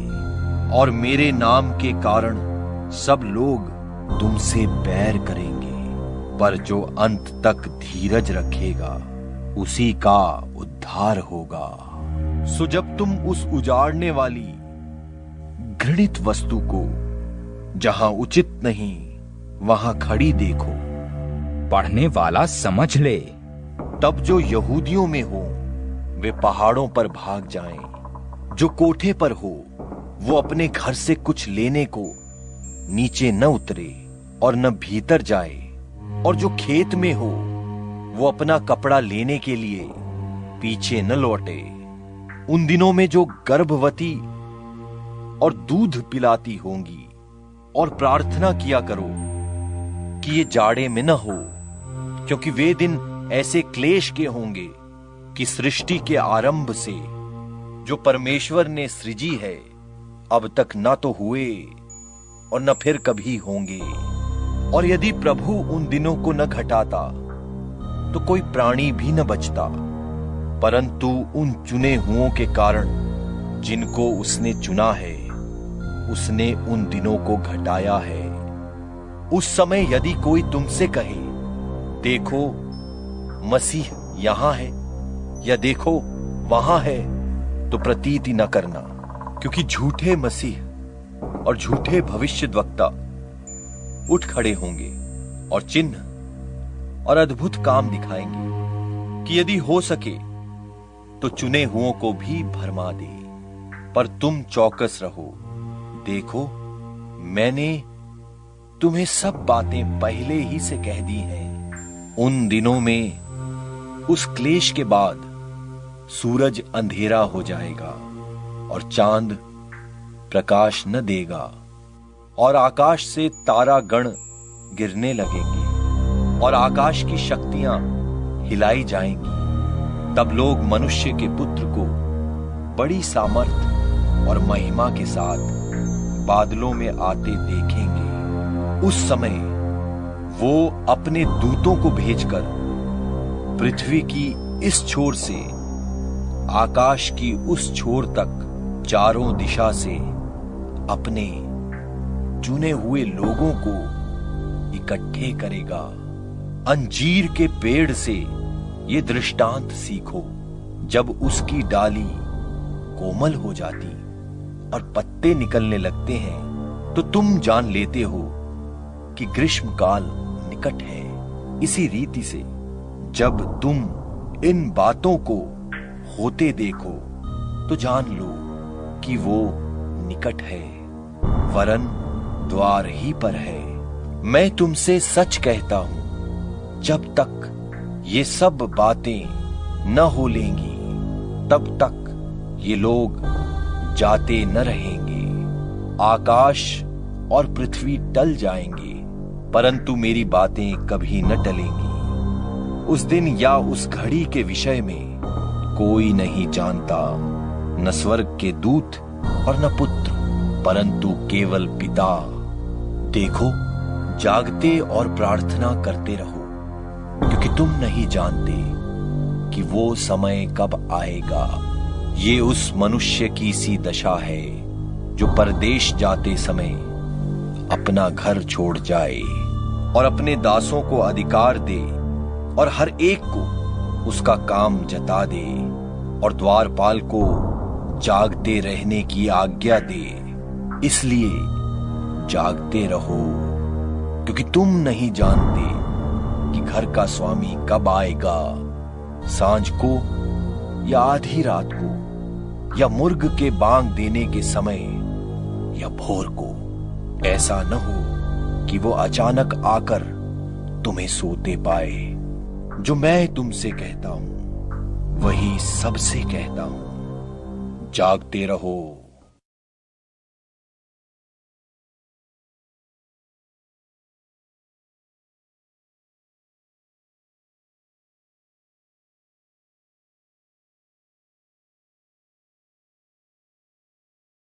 चौदहवां अध्याय।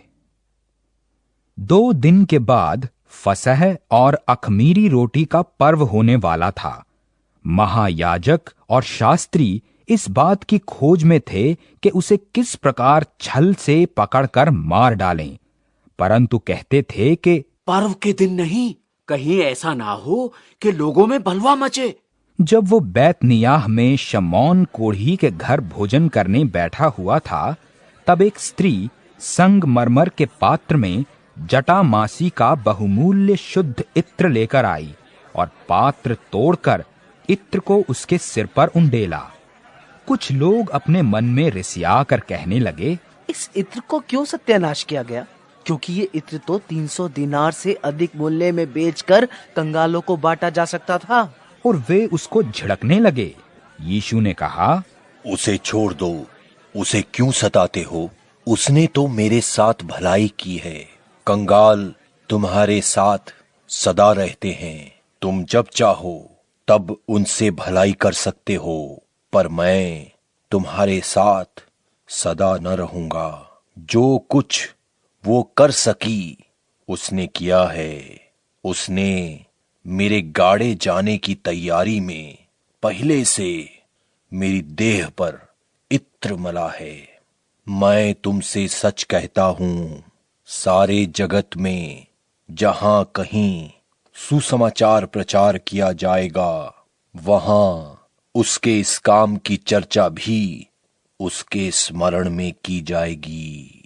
तब यहूदा इस्करियोती, जो 12 में से एक था, महायाजकों के पास गया कि उसे उनके हाथ पकड़वा दे। वे ये सुनकर आनंदित हुए और उसको रुपए देना स्वीकार किया। और वो ये अवसर ढूंढने लगा कि उसे किसी प्रकार पकड़वा दे। अख़मीरी रोटी के पर्व के पहले दिन, जिसमें वे फसह का बलिदान करते थे, उसके चेलों ने उससे पूछा, तू कहाँ चाहता है कि हम जाकर तेरे लिए फसह खाने की तैयारी करें? उसने अपने चेलों में से 2 को ये कहकर भेजा, नगर में जाओ और एक मनुष्य जल का घड़ा उठाए हुए तुम्हें मिलेगा, उसके पीछे हो लेना। वो जिस घर में जाए उस घर के स्वामी से कहना, गुरु कहता है, मेरी पाहुनशाला जिसमें मैं अपने चेलों के साथ फसह खाऊं कहाँ है? वो तुम्हें एक सजी सजाई और तैयार की हुई बड़ी अटारी दिखा देगा, वहां हमारे लिए तैयारी करो। सो चेले निकलकर नगर में आए और जैसा उसने उनसे कहा था वैसा ही पाया और फसह तैयार किया। जब सांझ हुई तो वो 12 के साथ आया, और जब वे बैठे भोजन कर रहे थे तो यीशु ने कहा, मैं तुमसे सच कहता हूं, तुम में से एक जो मेरे साथ भोजन कर रहा है मुझे पकड़वाएगा। उन पर उदासी छा गई और वे एक एक करके उससे कहने लगे, क्या वो मैं हूं? उसने उनसे कहा, वो 12 में एक है जो मेरे साथ थाली में हाथ डालता है। मनुष्य का पुत्र तो जैसा उसके विषय में लिखा है जाता ही है, परंतु उस मनुष्य पर हाय जिसके द्वारा मनुष्य का पुत्र पकड़वाया जाता है। यदि उस मनुष्य का जन्म ही न होता तो उसके लिए भला होता। और जब वे खा ही रहे थे तो उसने रोटी ली और आशीष मांगकर तोड़ी और उन्हें दी और कहा, लो, ये मेरी देह है। फिर उसने कटोरा लेकर धन्यवाद किया और उन्हें दिया, और उन सबने उसमें से पिया। और उसने उनसे कहा, ये वाचा का मेरा वो लोहू है जो बहुतों के लिए बहाया जाता है। मैं तुमसे सच कहता हूं, दाख का रस उस दिन तक फिर कभी न पीऊंगा जब तक परमेश्वर के राज्य में नया न पीऊं। फिर वे भजन गाकर बाहर जैतून के पहाड़ पर गए। तब यीशु ने उनसे कहा, तुम सब ठोकर खाओगे, क्योंकि लिखा है, मैं रखवाले को मारूंगा और भेड़ तितर बितर हो जाएंगी। परंतु मैं अपने जी उठने के बाद तुमसे पहले गलील को जाऊंगा। पतरस ने उससे कहा, यदि सब ठोकर खाएं तो खाएं, पर मैं ठोकर नहीं खाऊंगा। यीशु ने उससे कहा, मैं तुझसे सच कहता हूं, आज ही इसी रात मुर्गे के 2 बार बांग देने से पहले तू 3 बार मुझसे मुकर जाएगा। पर उसने और भी जोर देकर कहा, यदि मुझे तेरे साथ मरना भी पड़े तो भी तेरा इनकार कभी न करूंगा। इसी प्रकार और सबने भी कहा। फिर वे गतसमने नाम एक जगह में आए और उसने अपने चेलों से कहा, यहाँ बैठे रहो जब तक मैं प्रार्थना करूं। और वो पतरस और याकूब और यूहन्ना को अपने साथ ले गया और बहुत ही अधीर और व्याकुल होने लगा और उनसे कहा, मेरा मन बहुत उदास है, यहाँ तक कि मैं मरने पर हूँ। तुम यहाँ ठहरो और जागते रहो।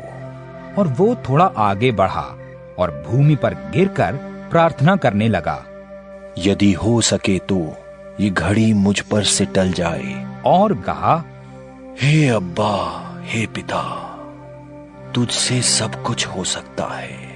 इस कटोरे को मुझसे हटा ले तो भी जैसा मैं चाहता हूं वैसा नहीं, पर जो तू चाहता है वही हो।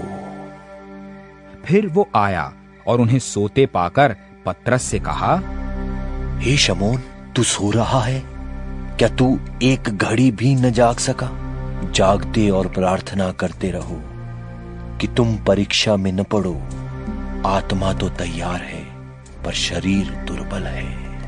और वो फिर चला गया और वही बात कहकर प्रार्थना की और फिर आकर उन्हें सोते पाया, क्योंकि उनकी आंखें नींद से भरी थीं और नहीं जानते थे कि उसे क्या उत्तर दें। तब तीसरी बार आकर उनसे कहा, अब सोते रहो और विश्राम करो, बस घड़ी आ पहुंची। देखो, मनुष्य का पुत्र पापियों के हाथ पकड़वाया जाता है। उठो, चलें, देखो मेरा पकड़ने वाला निकट आ पहुंचा। वो ये कह ही रहा था कि यहूदा, जो 12 में से था, अपने साथ महायाजकों और शास्त्रियों और पुरनियों की ओर से एक बड़ी भीड़ तलवारें और लाठियां लिए हुए तुरंत आ पहुंचा। उसके पकड़वाने वाले ने उन्हें ये पता दिया था कि जिसको मैं चूमूं वही है, उसे पकड़कर यतन से ले जाना। और वो आया और तुरंत उसके पास जाकर कहा, हे रब्बी, और उसको बहुत चूमा। तब उन्होंने हाथ बढ़ाकर उसे पकड़ लिया। उनमें से जो पास खड़े थे, एक ने तलवार खींचकर महायाजक के दास पर चलाई और उसका कान उड़ा दिया। यीशु ने उनसे कहा, क्या तुम डाकू जानकर मुझे पकड़ने के लिए तलवारें और लाठियां लेकर निकले हो? मैं तो हर दिन मंदिर में तुम्हारे साथ रहकर उपदेश दिया करता था और तब तुमने मुझे न पकड़ा, परंतु ये इसलिए हुआ है कि पवित्र शास्त्र की बातें पूरी हो। इस पर सब चेले उसे छोड़कर भाग गए और एक जवान अपनी नंगी देह पर चादर ओढ़े हुए उसके पीछे हो लिया।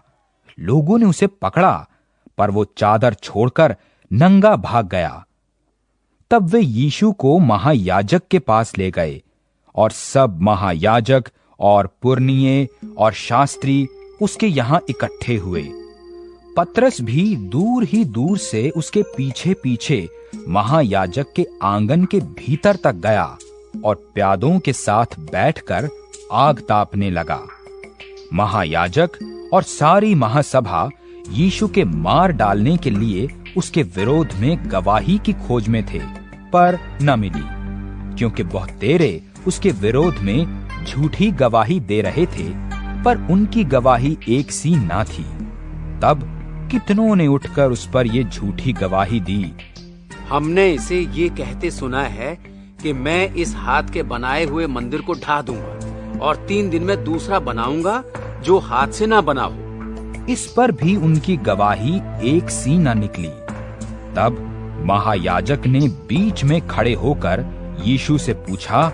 महायाजक ने उससे फिर पूछा, तू कोई उत्तर नहीं देता? ये लोग तेरे विरोध में क्या गवाही देते हैं? परंतु वो मौन साधे रहा और कुछ उत्तर न दिया। महायाजक ने उससे फिर पूछा, क्या तू उस परम धन्य का पुत्र मसीह है? यीशु ने कहा, हाँ, मैं हूं। और तुम मनुष्य के पुत्र को सर्वशक्तिमान की दाहिनी ओर बैठे और आकाश के बादलों के साथ आते देखोगे। तब महायाजक ने अपने वस्त्र फाड़ कर कहा, अब हमें गवाहों का और क्या प्रयोजन? तुमने ये निंदा सुनी, तुम्हारी क्या राय है? उन सब ने कहा, वो वध के योग्य है, वो वध के योग्य है। तब तो कोई उस पर थूकने और कोई उसका मुंह ढांपने और उसे घूंसे मारने और उससे कहने लगे, भविष्यवाणी कर। और प्यादों ने उसे लेकर थप्पड़ मारे। जब पतरस नीचे आंगन में था तो महायाजक की लौंडियों में से एक वहां आई और पतरस को आग तापते देखकर उस पर टकटकी लगाकर देखा और कहने लगी, तू भी तो उस नासरी यीशु के साथ था। वो मुकर गया और कहा, मैं नहीं जानता और नहीं समझता कि तू क्या कह रही है। फिर वो बाहर डेवड़ी पर गया और मुर्ग ने बांग दी। वो लौंडी उसे देखकर उनसे जो पास खड़े थे फिर कहने लगी, ये उनमें से एक है। परंतु वो फिर मुकर गया। और थोड़ी देर बाद उन्होंने जो पास खड़े थे फिर पतरस से कहा, निश्चय तू उनमें से एक है, क्योंकि तू गलीली भी है। तब वो धिक्कार देने और शपथ खाने लगा कि उस मनुष्य को जिसकी तुम चर्चा करते हो मैं नहीं जानता। तब तुरंत दूसरी बार मुर्ग ने बांग दी। पतरस को वो बात जो यीशु ने उससे कही थी स्मरण आई कि मुर्ग के 2 बार बांग देने से पहले तू 3 बार मेरा इनकार करेगा। वो इस बात को सोचकर रोने लगा।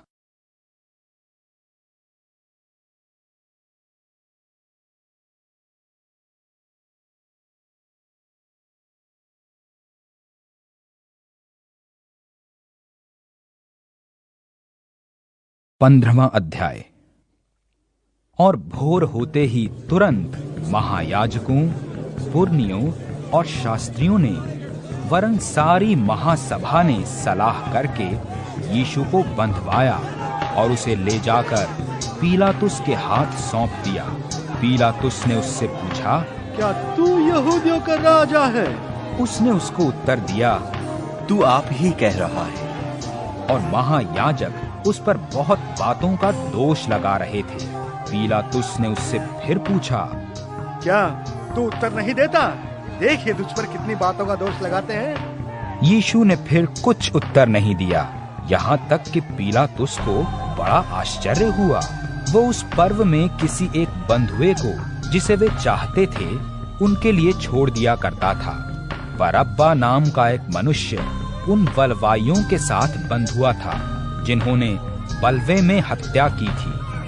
भीड़ ऊपर जाकर उससे विनती करने लगी, जैसा तू हमारे लिए करता आया है वैसा ही कर। पीलातुस ने उनको उत्तर दिया, क्या तुम चाहते हो कि मैं तुम्हारे लिए यहूदियों के राजा को छोड़ दूं? क्योंकि वो जानता था कि महायाजकों ने उसे डाह से पकड़वाया था। परंतु महायाजकों ने लोगों को उभारा कि वो बरअब्बा ही को उनके लिए छोड़ दे। ये सुन पीलातुस ने उनसे फिर पूछा, तो तुम जिसे यहूदियों का राजा कहते हो उसको मैं क्या करूं? वे फिर चिल्लाए, उसे क्रूस पर चढ़ा दे। पीलातुस ने उनसे कहा, क्यों? इसने क्या बुराई की है? परंतु वे और भी चिल्लाए, उसे क्रूस पर चढ़ा दे। तब पीलातुस ने भीड़ को प्रसन्न करने की इच्छा से बरअब्बा को उनके लिए छोड़ दिया और यीशु को कोड़े लगवाकर सौंप दिया कि क्रूस पर चढ़ाया जाए। और सिपाही उसे किले के भीतर के आंगन में ले गए जो प्रीटोरियम कहलाता है और सारी पलटन को बुला लाए। और उन्होंने उसे बैंजनी वस्त्र पहनाया और कांटों का मुकुट गूंथकर उसके सिर पर रखा और ये कहकर उसे नमस्कार करने लगे, हे यहूदियों के राजा, नमस्कार। और वे उसके सिर पर सरकंडे मारते और उस पर थूकते और घुटने टेक कर उसे प्रणाम करते रहे। जब वे उसका ठट्ठा कर चुके तो उस पर से बैंजनी वस्त्र उतारकर उसी के कपड़े पहनाए और तब उसे क्रूस पर चढ़ाने के लिए बाहर ले गए। और सिकंदर और रूफुस का पिता शमौन नाम एक कुरेनी मनुष्य जो गांव से आ रहा था उधर से निकला। उन्होंने उसे बेगार में पकड़ा कि उसका क्रूस उठा ले चलें, और वे उसे गुलगुता नाम जगह पर, जिसका अर्थ खोपड़ी की जगह है, लाए और उसे मुर्र मिला हुआ दाखरस देने लगे, परंतु उसने नहीं लिया। तब उन्होंने उसको क्रूस पर चढ़ाया और उसके कपड़ों पर चिट्ठियां डालकर कि किसको क्या मिले उन्हें बांट लिया। पहर दिन ही चढ़ा था जब उन्होंने उसको क्रूस पर चढ़ाया और उसका दोष पत्र लिखकर उसके ऊपर लगा दिया गया, यहूदियों का राजा। और उन्होंने उसके साथ 2 डाकू, एक उसकी दाहिनी और एक उसकी बाईं ओर क्रूस पर चढ़ाए। तब धर्मशास्त्र का वो वचन के वो अपराधियों के संग गिना गया पूरा हुआ। और मार्ग में जाने वाले सिर हिला हिलाकर और ये कहकर उसकी निंदा करते थे, मंदिर के ढाने वाले और 3 दिन में बनाने वाले क्रूस पर से उतरकर अपने आप को बचा ले। इसी रीति से महायाजक भी शास्त्रियों समेत आपस में ठट्ठे से कहते थे, इसने औरों को बचाया और अपने को नहीं बचा सकता। इस्राएल का राजा मसीह अब क्रूस पर से उतर आए कि हम देखकर विश्वास करें। और जो उसके साथ क्रूसों पर चढ़ाए गए थे वे भी उसकी निंदा करते थे। और दोपहर होने पर सारे देश में अंधियारा छा गया और तीसरे पहर तक रहा। तीसरे पहर यीशु ने बड़े शब्द से पुकार कर कहा, इलोई इलोई लमा शबक्तनी, जिसका अर्थ ये है, हे मेरे परमेश्वर, तूने मुझे क्यों छोड़ दिया। जो पास खड़े थे उनमें से कितनों ने ये सुनकर कहा, देखो वो एलिया को पुकारता है। और एक ने दौड़कर स्पंज को सिरके में डुबोया और सरकंडे पर रखकर उसे चुसाया और कहा, ठहर जाओ, देखें कि एलिया उसे उतारने के लिए आता है कि नहीं। तब यीशु ने बड़े शब्द से चिल्लाकर प्राण छोड़ दिए और मंदिर का पर्दा ऊपर से नीचे तक फटकर 2 टुकड़े हो गया। जो सूबेदार उसके सामने खड़ा था, जब उसने उसे इस प्रकार प्राण छोड़ते हुए देखा तो कहा, सचमुच ये मनुष्य परमेश्वर का पुत्र था। कई स्त्रियां भी दूर से देख रही थीं। उनमें मरियम मगदलीनी और छोटे याकूब की और योसेस की माता मरियम और शलोमी थीं। जब वो गलील में था तो ये उसके पीछे हो लेती थीं और उसकी सेवा टहल किया करती थीं। और भी बहुत सी स्त्रियां थीं जो उसके साथ यरूशलेम में आई थीं। जब संध्या हो गई तो इसलिए कि तैयारी का दिन था, जो सब्त के एक दिन पहले होता है, अरिमतिया का रहने वाला यूसुफ आया, जो प्रतिष्ठित मंत्री था और स्वयं परमेश्वर के राज्य की बाट जोहता था। वो हियाव करके पीलातुस के पास गया और यीशु की लोथ मांगी। पीलातुस ने आश्चर्य किया कि वो इतने शीघ्र मर गया, और सूबेदार को बुलाकर पूछा, क्या उसको मरे हुए देर हुई? सो जब सूबेदार के द्वारा हाल जान लिया तो लोथ यूसुफ को दिला दी। तब उसने एक पतली चादर मोल ली और लोथ को उतारकर उस चादर में लपेटा और एक कब्र में जो चट्टान में खोदी गई थी रखा और कब्र के द्वार पर एक पत्थर लुढ़का दिया। और मरियम मगदलीनी और योसेस की माता मरियम देख रही थीं कि वो कहां रखा गया है।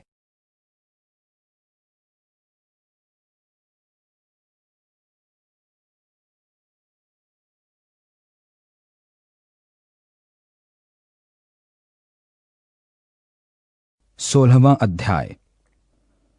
जब सब्त का दिन बीत गया तो मरियम मगदलीनी और याकूब की माता मरियम और शलोमी ने सुगंधित वस्तुएं मोल ली कि जाकर उस पर मलें।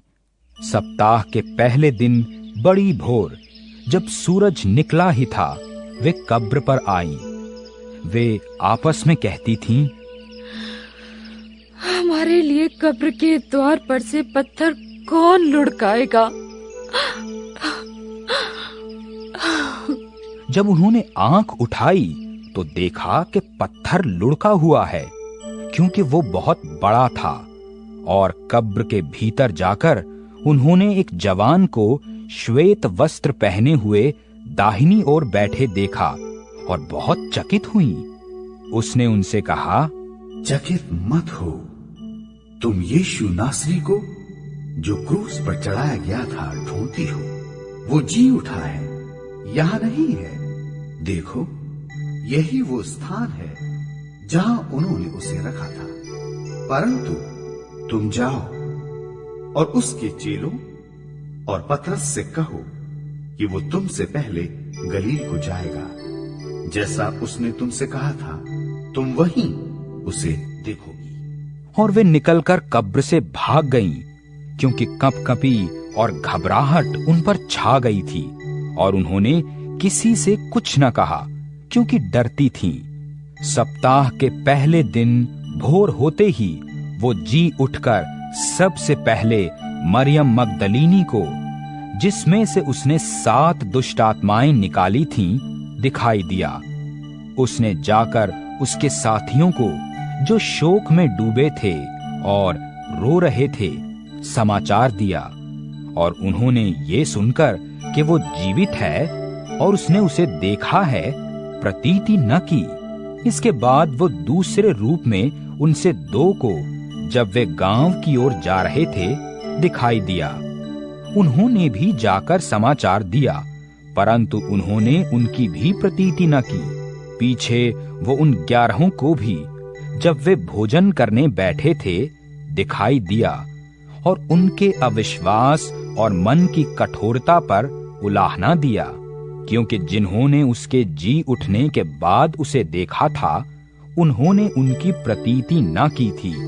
और उसने उनसे कहा, तुम सारे जगत में जाकर सारी सृष्टि के लोगों को सुसमाचार प्रचार करो। जो विश्वास करे और बपतिस्मा ले, उसी का उद्धार होगा। परंतु जो विश्वास न करेगा, वो दोषी ठहराया जाएगा। और विश्वास करने वालों में ये चिन्ह होंगे, वे मेरे नाम से दुष्ट आत्माओं को निकालेंगे, नई नई भाषा बोलेंगे, सांपों को उठा लेंगे, और यदि वे नाशक वस्तु भी पी जाएं, तो भी उनकी कुछ हानि न होगी। वे बीमारों पर हाथ रखेंगे और वे चंगे हो जाएंगे। निदान प्रभु यीशु उनसे बातें करने के बाद स्वर्ग पर उठा लिया गया और परमेश्वर की दाहिनी ओर बैठ गया। और उन्होंने निकलकर हर जगह प्रचार किया, और प्रभु उनके साथ काम करता रहा, और उन चिन्हों के द्वारा जो साथ साथ होते थे, वचन को दृढ़ करता रहा। आमीन।